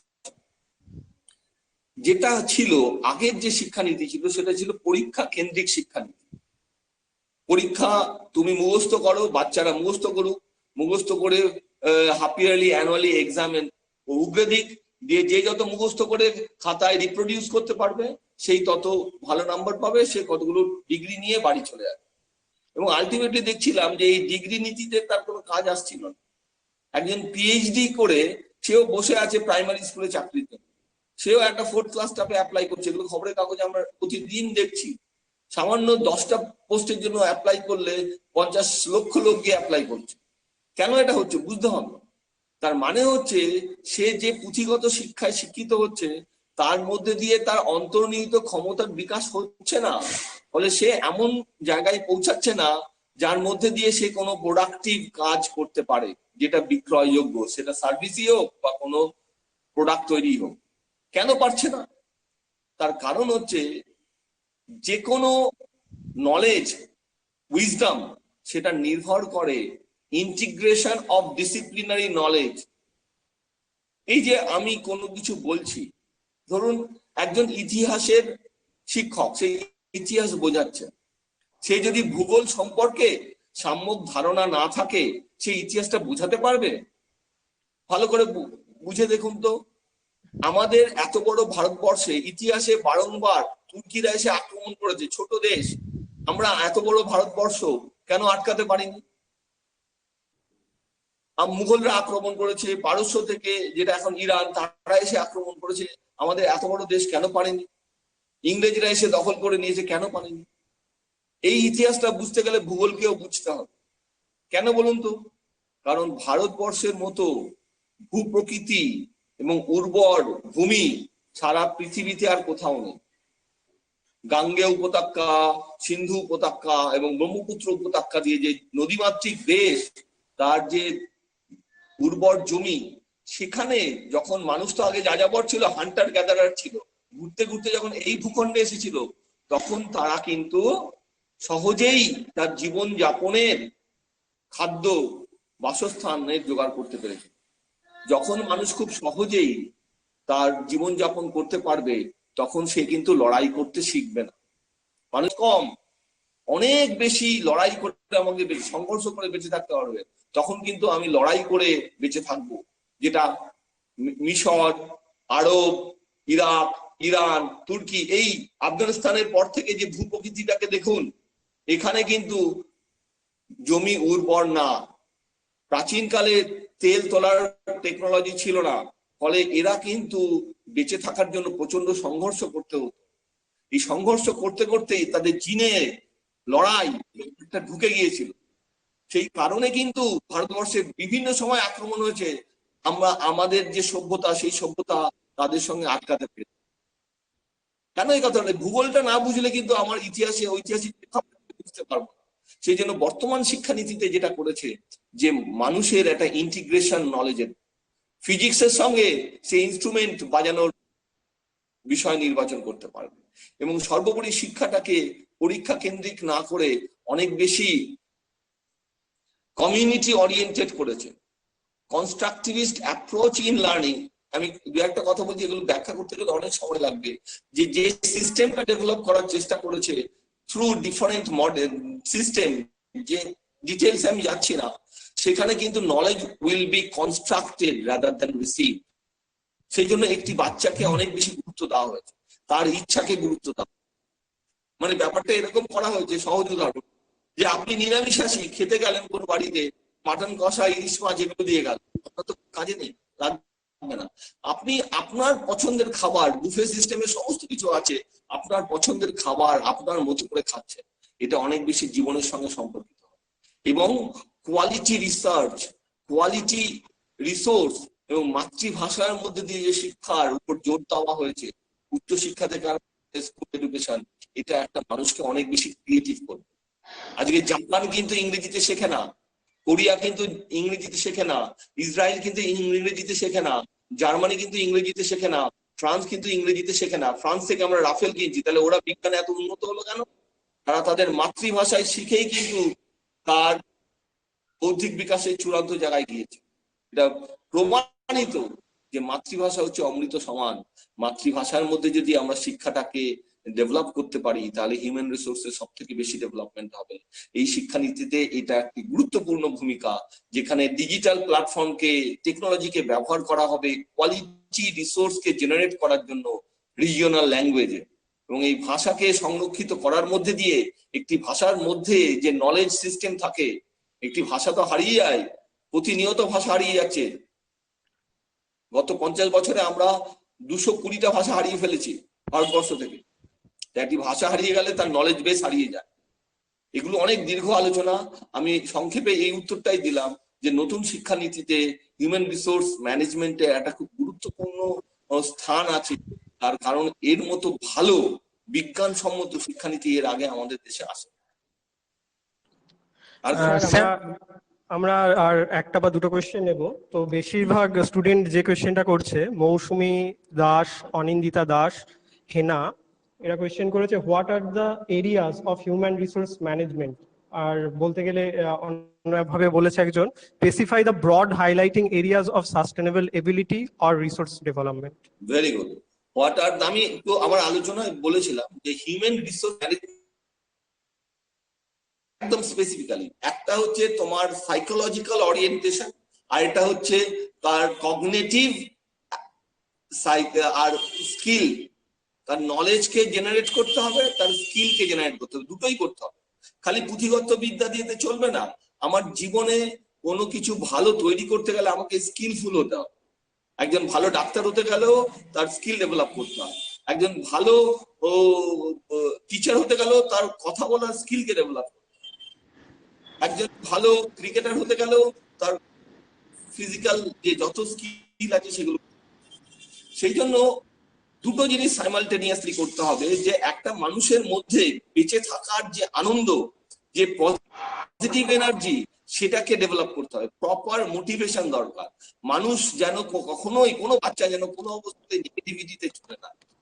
শিক্ষক, বাবা মা প্রপারলি তাকে মোটিভেট করবে। এটা মোটিভেশন হচ্ছে কি অফ অল থিং। আমি একজনের উদাহরণ দিলে বোঝা যাবে।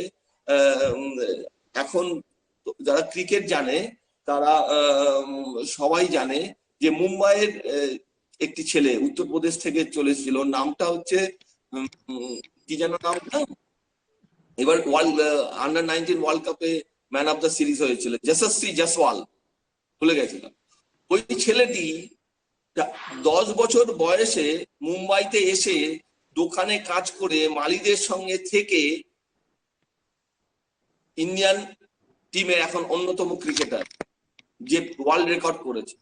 তার কোনো না ছিল বাবা মার সাপোর্ট, না ছিল কোচের সাপোর্ট, না ছিল এনভায়রনমেন্টাল সাপোর্ট, কিন্তু তার মধ্যে যে প্রেশনা, তার মধ্যে যে মোটিভেশন, সেটা দিয়েই সে ওই লেভেলে পৌঁছে গেছে। এরকম হাজারো উদাহরণ আছে। মেরি কমের নাম বলতে পারি, এরকম ধীরুভাই আম্বানির কথা বলতে পারি। ধীরুভাই আম্বানি যে মুকেশ আম্বানির বাবা, তার বাবা ছিল একটা প্রাইমারি স্কুলের টিচার। আজ সন্তান, তার এক সন্তান স্বাধীনতার আগে কত টাকা মাইনে পেত। সেখান থেকে একই জীবদ্দশায় ভারতবর্ষের মধ্যে সব থেকে ধনী ব্যবসায়ী হয়ে গেছে। তাহলে তার কোনো পুঁজি ছিল না, কিছু ছিল না। এটা হচ্ছে পজিটিভ এনার্জি, এটা হচ্ছে মোটিভেশন। সেই জন্য হিউম্যান রিসোর্সের কি কি ডাইমেনশনে আমি করতে পারি, তার প্রথম হচ্ছে সাইকোলজিক্যাল ওরিয়েন্টেশন। সাইকোলজিক্যালি একটা মানুষকে অ্যাক্টিভ রাখতে হবে, পজিটিভ রাখতে হবে, মোটিভেট করতে হবে, প্রপার অ্যাটিটিউড ডেভেলপ করতে হবে। এটা যেমন একটা দিক, এটা বাবা মায়েদের দায়িত্ব, শিক্ষকের অন্যতম প্রধান দায়িত্ব। আরেকটা দিক হচ্ছে তার মধ্যে কি সম্ভাবনা আছে সেটাকে আইডেন্টিফাই করে তাকে প্রপার এনভায়রনমেন্ট দেওয়া, তাহলে কিন্তু সে অসাধ্য সাধন করতে পারে। আমরা অনেক রিয়ালিটি শো দেখি, প্রত্যেকেই দেখবেন 10 বছরে একটি বাচ্চা অসাধারণ নাচ করছে, অসাধারণ গান গাইছে। কি করে সম্ভব হচ্ছে? ওই বয়সে ওই লেভেলের স্কিল সে কি করে ডেভেলপ করছে? কারণ সে খুব সহজেই তার ভালো লাগার জায়গাটা খুঁজে পেয়েছে এবং তাকে সুন্দরভাবে সাপোর্ট দেওয়া হয়েছে, ফলে সেই অল্প বয়সে ওই লেভেলে পৌঁছে গেছে। এইটাই দিক। একটা হচ্ছে তাকে বোঝা, we have to understand the learner, and at the same time we have to play a very positive role to develop his need, develop his ability. এই দুটো দিককে আমাদের simultaneously করতে হবে। স্যার আমাদের আরেকটা প্রশ্ন আছে, যেটা হচ্ছে এখানে অনেকেই করছে, স্নিগ্ধা দে তাছাড়া অনেকেই করেছে, আমরা স্টুডেন্ট হিসাবে কিভাবে সাস্টেনেবল ডেভেলপমেন্ট করতে পারি? Very good. দেখো, আমি স্নিগ্ধা বা আরো যারা এরা প্রশ্ন করেছো, আমি সব থেকে খুব চিন্তিত আমাদের ছাত্র যুব সমাজ, আমাদের ছাত্র ছাত্রীদের নিয়ে। কেন বলতো? কারণ আমরা যেভাবে চিন্তা করি সেটা আমার উপর নির্ভর করে না, এটা কিন্তু সোশিও কালচারাল। সমাজ যেভাবে ভাবে আমিও সেভাবে ভাবি। আমাদের সময়ও অনেক সময়ও আমরা জানার আনন্দে অনেক কিছু শিখতাম, ভালোবেসে কোনো কিছু পড়তাম। এখন পাল্টে গেছে। এখন জীবনে কোথায় আমি উপার্জন করব সেটা নিয়ে মানুষ পড়ে। শর্ট টার্ম কনসিডারেশনের সঙ্গে লং টার্ম কনসিডারেশনের একটা দ্বন্দ্ব আছে। মানে আমি সহজেই যদি দুটো প্রশ্ন মুখস্থ করে নাম্বার পেয়ে যাই, তাহলে আমি পুরো বই পড়বো কেন? এই যে একটা প্রথাগত প্রবেশ বিষয় চলে আসছে, সেটা মাধ্যমিক থেকে উচ্চ মাধ্যমিকে তোমরা দেখলেই বুঝবে যে সহজেই সবাই নাম্বার পেয়ে যাচ্ছে, সত্যিকারের মূল্যায়ন হচ্ছে না। একটা বাচ্চার creative reflective level of thinking, critical থিঙ্কিংয়ের মূল্যায়ন হচ্ছে না। গড়ে হরিবল সবাই নাম্বার পাচ্ছে। এতে একটা মানুষের প্রবণতা হয়ে যাচ্ছে যে কোনো কিছু গভীরভাবে না শিখে কোনো কিছু পরীক্ষায় পাশ করে যাওয়ার একটা প্রবণতা। পরীক্ষার রেজাল্ট তোমার কাছে কিন্তু একটা কাগজ, বরং সেটা ফ্রাস্ট্রেশন তৈরি করবে। তুমি এমএ তে ফার্স্ট ক্লাস পেলে কিন্তু কোনো চাকরি পেলে না। নতুন ভাবে সমাজ যেভাবে পরিবর্তিত হচ্ছে সেটা কিন্তু তোমাদের বুঝতে হবে। সারা পৃথিবীর দিকে তাকালে বুঝতে হবে সেই সব মানুষদেরই জয়গান হচ্ছে those who are job generator, not job seeker. তুমি শিক্ষিত হয়ে তাকিয়ে আছো রাষ্ট্র কখন তোমাকে চাকরি দেবে। প্রতিদিন কেউ না কেউ ছাত্র আমাকে প্রশ্ন করে, স্যার এসএসসি তো হচ্ছে না, কি করব? 10 বছর ধরে এসএসসি বন্ধ, তাহলে এত লক্ষ লক্ষ ছেলে বসে আছে, কবে এসএসসি হবে পরীক্ষা দেবে? এটা তো খুব একটা ইললজিক্যাল একটা চিন্তা ভাবনা। কয়েক লক্ষ ছেলে বসে আছে, হয়তো এসএসসি যদি হয়, কবে হবে ঠিক নেই, তাতে হয়তো 10,000 ছেলে নেবে। নতুন শিক্ষানীতি প্রণয়ন করলে অনেক শিক্ষক নেবে, কিন্তু সবাইকে স্কুল টিচার হতে হবে কেন? আমি অনেক ছেলেকে কাল সেদিনকে একটা সেমিনারে বলছিলাম যে একটা গ্রামের ছেলে খুব উন্নত পদ্ধতিতে অনেক রকম চাষ করেও প্রাণীজ সম্পদের বিকাশ ঘটিয়ে অনেক উপার্জন করতে পারে। বাংলাদেশের দিকে তাকালে তোমরা জানতে পারবে যে ওরা কিভাবে উন্নতি করছে। 10 কাঠা জমির মধ্যে কৃত্রিম উপায়ে মাছ চাষ করছে, ডিম ক্যাম্বেল হাঁস পুষে তার থেকে ডিম তৈরি করছে, করে ইকোনমিতে একটা বিশাল কন্ট্রিবিউট করছে, সঙ্গে অনেক মানুষকে কাজ দিচ্ছে। সেই জন্য আমাদের অ্যাটিটিউড কিন্তু চেঞ্জ করতে হবে। শিক্ষার ছাত্রছাত্রীদের প্রথমে বুঝতে হবে শিক্ষা আমার ডিগ্রি লাভের একটা পথ না, পিএইচডি আমার ডিগ্রি লাভের একটা পথ না, বরং শিক্ষা হচ্ছে আমার নিজেকে চিনতে সাহায্য করবে, আমার মধ্যে যে সম্ভাবনা আছে, আমার যে ভালো লাগা, আমার যে শক্তি, সেটাকে আইডেন্টিফাই করতে সাহায্য করবে। এবং সেইভাবে আমি আমার জীবনে এগিয়ে যাব এবং এমন কিছু করব যার মধ্যে দিয়ে I can stand on my own feet. Education is that. Education, বিবেকানন্দের কথায়, education মানে হচ্ছে not just getting some information, and সেই ইনফরমেশন আমার ডাইজেস্টেড হবে না, runs riot there. Education means standing on your own feet. যে নিজের পায়ে দাঁড়াতে পারবে সে রাষ্ট্রের দিকে তাকিয়ে বসে থাকবে না যে রাষ্ট্র কখন আমার চাকরি দেবে। আমি আমার ব্যক্তিগত অভিজ্ঞতা দিয়ে বলতে পারি, আমার ভাই খুব ভালো জায়গা থেকে পাস করেও ও ভেবেছিল যে আমি চাকরি করে আর কটা আমি নিজের মতো এক এন্টারপ্রেনিউর হব। সে এই মুহূর্তে 50 জনকে জব দিতে পেরেছে এবং সে একটা বড় বিখ্যাত একটা মানুষ হয়ে গেছে এবং বড় একজন শিল্পপতি বলবো না, সে একজন বড় ব্যবসায়ী হয়ে গেছে। তাহলে এরকম করে আমরা ভাবতে পারি যে আমরা যদি আমাদের সব থেকে বড় গ্যাপ হচ্ছে আমাদের থিওরিটিক্যাল নলেজের সঙ্গে আমার লাইফ এক্সপিরিয়েন্সে কোনো যোগ নেই। কেউ হয়তো ইঞ্জিনিয়ারিং পড়ছে, পড়ে গিয়ে পরে বাবার ব্যবসা করছে, দরকার নেই। তুমি ইঞ্জিনিয়ারিং পড়ো, কিন্তু ফুংসুং ওয়াংলুং এর মতো ইঞ্জিনিয়ার হও যে এমন কিছু আবিষ্কার করবে যা জীবনকে পাল্টে দেবে। তুমি যদি এডুকেশনিস্ট হও, এডুকেশন ডিসিপ্লিনের ছেলে মেয়েদের জন্য বলছি, পৃথিবীতে সব থেকে গুরুত্বপূর্ণ বিষয় নিয়ে তোমরা পড়ছো। কেন বলতো? কারণ পৃথিবীতে হিউম্যান রিসোর্স, মানব সম্পদের থেকে আর কিছু গুরুত্বপূর্ণ হতে পারে না। তাহলে তুমি এমন একটা বিষয় নিয়ে চর্চা করছো যার মধ্যে দিয়ে psychological point of view, philosophical point of view, sociological point of view, anthropological point of view, সমস্ত দিক থেকে হিউম্যান রিসোর্সকে তুমি অ্যাড্রেস করতে পারবে, যেটা একটা কেমিস্ট্রির ছেলে পারবে না, এটা ফিজিক্সের ছেলে পারবে না, তার জায়গাটা লিমিটেড। সেই জন্য এডুকেশন পড়ে তুমি ভালো হিউম্যান রিসোর্স ডেভেলপার হতে পারো। তুমি এর সঙ্গে সাইকোলজিটাকে ভালো করে রপ্ত করে নিয়ে অনেক বেশি কনস্ট্রাকটিভ রোল প্লে করতে পারো। তুমি যদি সত্যিকারের টিচার হও, সত্যিকারের টিচার এর বড় অভাব। আমাকে ফারুক জানে যে আমাকে স্ট্যানফোর্ড থেকে ডেকেছিল পোস্ট ডক্টরেট করার জন্য, যে এনি হাউ যাওয়া হয়নি, কিন্তু সম্ভব, এদেশে থেকেই সম্ভব তুমি যদি নিজেকে উন্নত করো। সেই জন্য ছাত্রছাত্রীদের লং টার্মে ভাবো। অ্যাসপিরেশন, শর্ট টার্ম অ্যাসপিরেশন মানে ইগো ইনভলভ গোল, অ্যাসপিরেশন হচ্ছে ইগো ইনভলভ গোল। তোমার 5 বছর পরে তুমি কি চাইছো, কোন লক্ষ্যে পৌঁছাতে পারছো চাইছো, 10 বছর পরে তোমার লক্ষ্য কি, এইভাবে লক্ষ্য স্থির করো, একটা নির্দিষ্ট জীবনের গোল রাখো, না হলে তুমি এগোবে কি করে? তুমি যদি নিজেই না জানো যে তোমাকে যেতে হবে কোথায়, তাহলে তুমি তো কোথাও যেতে পারবে না।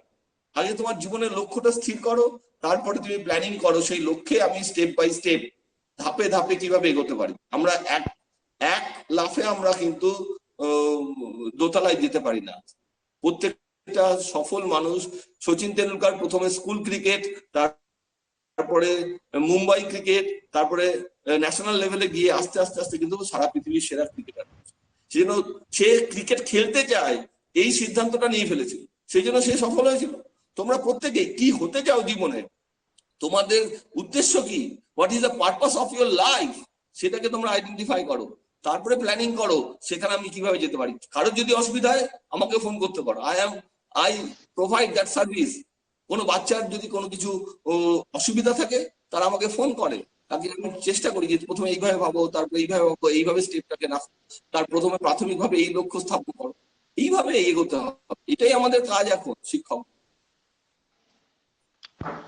স্যার আমরা এবার লাস্ট প্রশ্ন রাখছি, Antara আদাক, where can I found more about human resource development in digital era?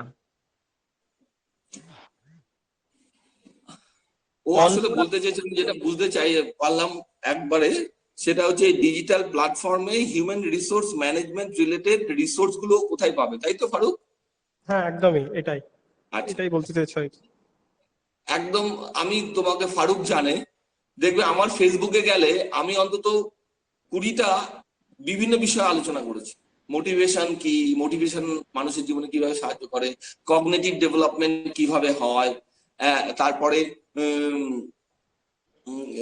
তোমার মেন্টাল হেলথ কি, বিভিন্ন আলোচনা করেছে। হ্যাঁ, সোলমেট কি, বিভিন্ন কিছু, এরকম হাজার হাজার লোক কিন্তু আলোচনা করছে। তোমাদের প্রবলেম হচ্ছে কি, তোমরা সোশ্যাল মিডিয়াটাকে এন্টারটেইনমেন্টের জন্য ব্যবহার করো, যেটা খুব শর্ট টার্ম। মানে টিকটক ভিডিও ছাড়লে 50 লক্ষ লোক দেখে, 1 কোটি লোক দেখে, কিন্তু স্ট্যানফোর্ডের একজন অধ্যাপক সে যদি ইমোশনাল ইন্টেলিজেন্সের উপরে লেকচার দেয়, সেটা 100 জনও দেখে। আমি দেখেছি যে অনেক বিখ্যাত বিখ্যাত বিষয় আছে, সোশ্যাল মিডিয়াতে আছে, ইউটিউবে আছে। তুমি এখন তো ফেসবুকে লাইভ করলে সেটা ইউটিউবে দিয়ে দিচ্ছে সবাই, তুমি জাস্ট সার্চ করো, তোমার যা দরকার দেবে কিছু না কিছু আছে, এবং সেখান থেকে তুমি কোয়ালিটি মেটেরিয়ালটা বেছে নাও, একদম সহজ। তুমি ফর এক্সাম্পল তুমি হয়তো জানতে চাইছো তোমার ফর এক্সাম্পল তুমি জানতে চাইছো হচ্ছে how to understand your self,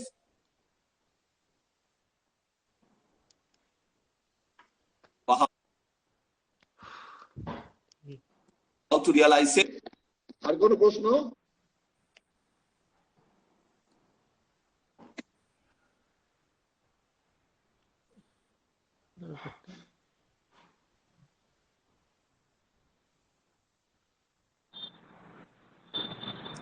sir শোনা যাচ্ছে? হ্যালো ফারুক বলো। অভিষেক, আর কোনো কোয়েশ্চেন আছে? কোয়েশ্চেন অনেকই আছে, আর একটা ছোট্ট কোয়েশ্চেন করে অভিষেক শেষ করো, লাস্ট যে কোয়েশ্চেনটা তুমি করতে চাইছো। আচ্ছা, আমাদের সময় আর বেশি নেই, সংক্ষিপ্ত সময়ের মধ্যে শেষ করতে হবে। অভিষেক। হ্যাঁ ঠিক আছে স্যার।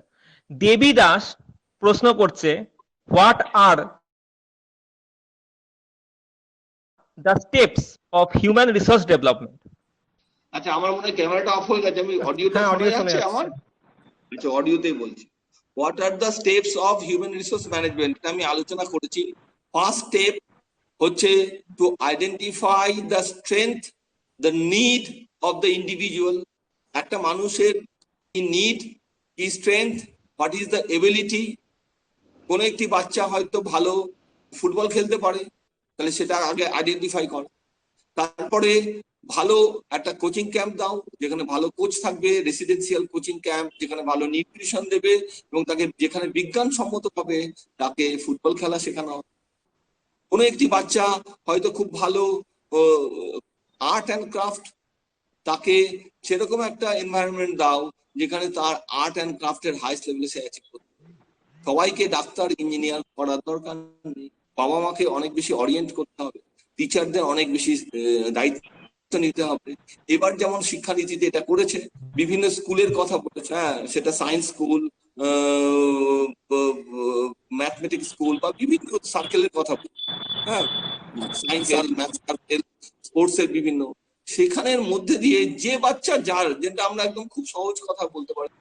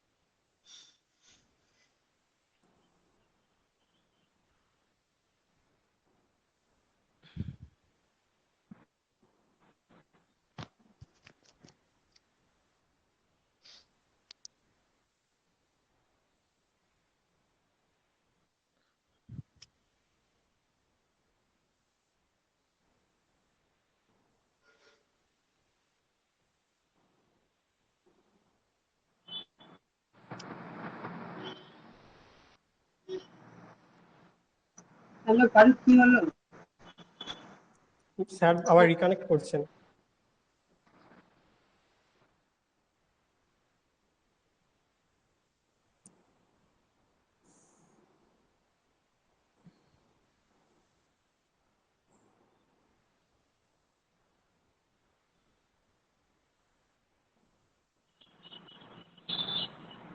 হুম,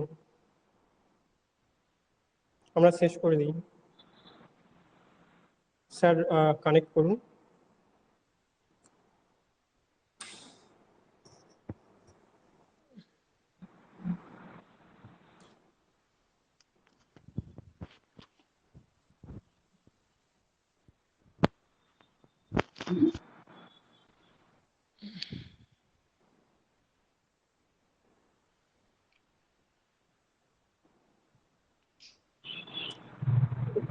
স্যার আসছে।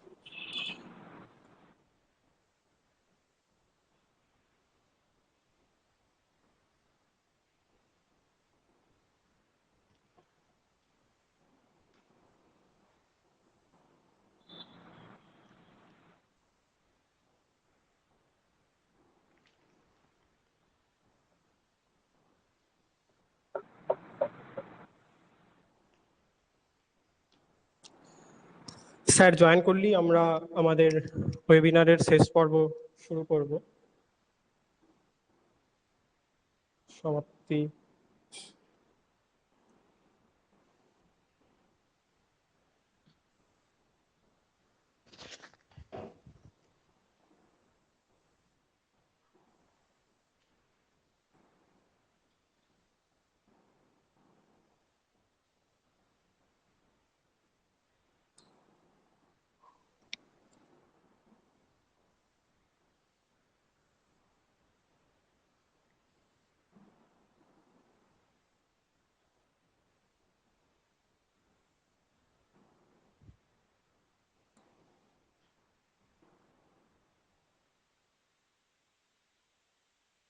join.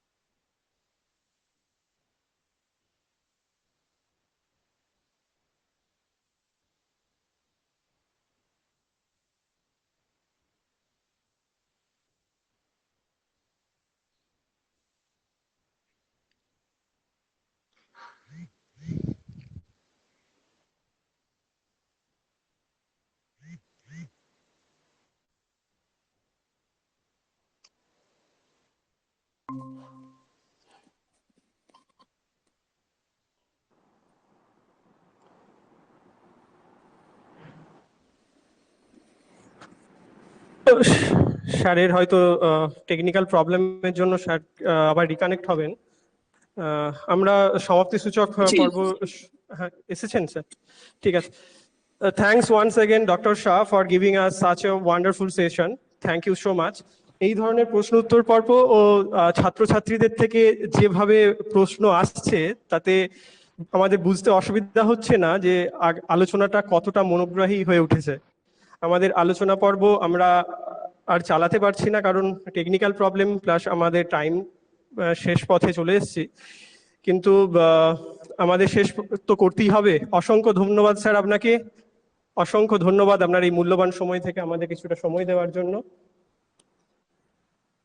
অনেক ধন্যবাদ ফারুক, তোমাকেও খুব ভালো লাগলো, কারণ আমি সত্যি সবসময় চাই যে এই সেমিনার গুলো একতরফা আমরা না বলে ছাত্রছাত্রীদের, আমি আরেকটা বলবো, তোমরা অন্য একটা প্ল্যাটফর্মেও করতে পারো, তাহলে আরো সুবিধা হয়। তাহলে দেখলি যে প্রশ্ন করছে না সেই প্রশ্নকর্তাকেও দেখা যাবে এবং তার প্রশ্নটাও সরাসরি স্ট্রিম ইয়ার্ড বলে একটা সফটওয়্যার আছে। পরবর্তীকালে তোমরা যখন প্রোগ্রাম করবে, খালি তো সবাইকে তো দরকার নেই, 2-3 জন স্পিকার বলবে, এই 2-3 জন স্পিকারকে নিয়ে তোমরা যদি স্ট্রিম ইয়ার্ডে করো তাহলে কি হবে, দর্শক সেখানে গিয়ে প্রশ্ন করলে তাকে কিন্তু পাওয়া যাবে। আমি খুব ভালো লাগলো যে ছাত্রছাত্রীরা এত উৎসাহের সঙ্গে প্রশ্ন করলো এবং অনেকবার কেটে গিয়েছে, তার জন্য আমি খুব দুঃখিত, কারণ আমাদের এখানে কারেন্ট আসছে যাচ্ছে, আমি কলকাতায় নেই এই মুহূর্তে, নেটেরও খুব সমস্যা, তার মধ্যে দিয়ে যেটুখানি আমি চেষ্টা করেছি আমি বলেছি। আমিও খুব আনন্দ পেয়েছি এই প্রোগ্রামে। অসংখ্য ধন্যবাদ স্যার। এখন আমি রিকোয়েস্ট করব আমাদেরই বিভাগের সহ অধ্যাপিকা শোভনাশ্রী ম্যাডামকে এই প্রোগ্রামের ভ্যালিডেশন সেশন শুরু করার জন্য। Thank you, Farooq. It is my pleasure that I, Shobhanashri, on behalf of Education Department, Hugli Women's College, Hugli, got the opportunity to convey the vote of thanks in the live webinar. It's an honor for us that Honorable Dr. Rajesh Kumar Saha, Assistant Professor, Department of Education, University, Kolkata, and Dr. Devjyoti Chando, Assistant Professor and Head, Department of Journalism and Mass Communication, Rabindra Bharati University, Kolkata, were with us for this entire session in giving their valuable explanation and sharing views on the specific topic, namely human resource management and sustainable development, which extended in the question answer part, where the participating students were helpful in clearing their doubts. I extend my sincere thanks to both of our honorable guests to make the students knowledgeable. Extend a very happy thanks to Dr. Energy, our beloved principal madam, in patronizing the whole program. Even Shami, HWC coordinator and advisor of the webinar, and also head of the Department of Geography. And Professor Chirantan Hazra, head Department of Physics, also coordinator, and for his technical support. I also thank Professor Satyajit Deputy and Basar, Head Department of Music, Srimati Orpita Shaha, librarian of this college, the members of the organizing committee for organizing this webinar. I mostly thank to Professor Faruquddin Mollik, Head Department of Education and convener also this webinar, and my beloved colleagues of Education Department, Srimati Gulshan Khatun, Mr. Abhishek Kar of Hooghly Women's College, to make the session a great success. Moreover, thanks to all participating students of ours who participated and showed their eagerness, interest, and made the session fruitful. Once all of you who directly or indirectly helped supported to make this session a great success.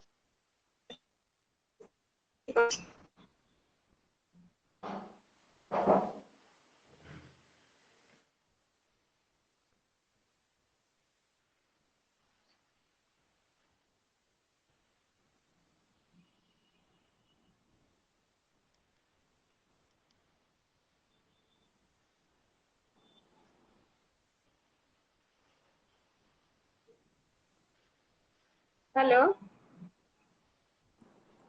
হ্যাঁ madam, শোনা যাচ্ছে? শেষ করে দিলাম তো। সবাইকে অনেক অনেক ধন্যবাদ জানিয়ে আমি আমার এই সেশনটা শেষ করলাম। অসংখ্য ধন্যবাদ ম্যাডাম। আমরা এখানেই আমাদের ওয়েবিনার শেষ করছি। লেফট হয়ে যাচ্ছে।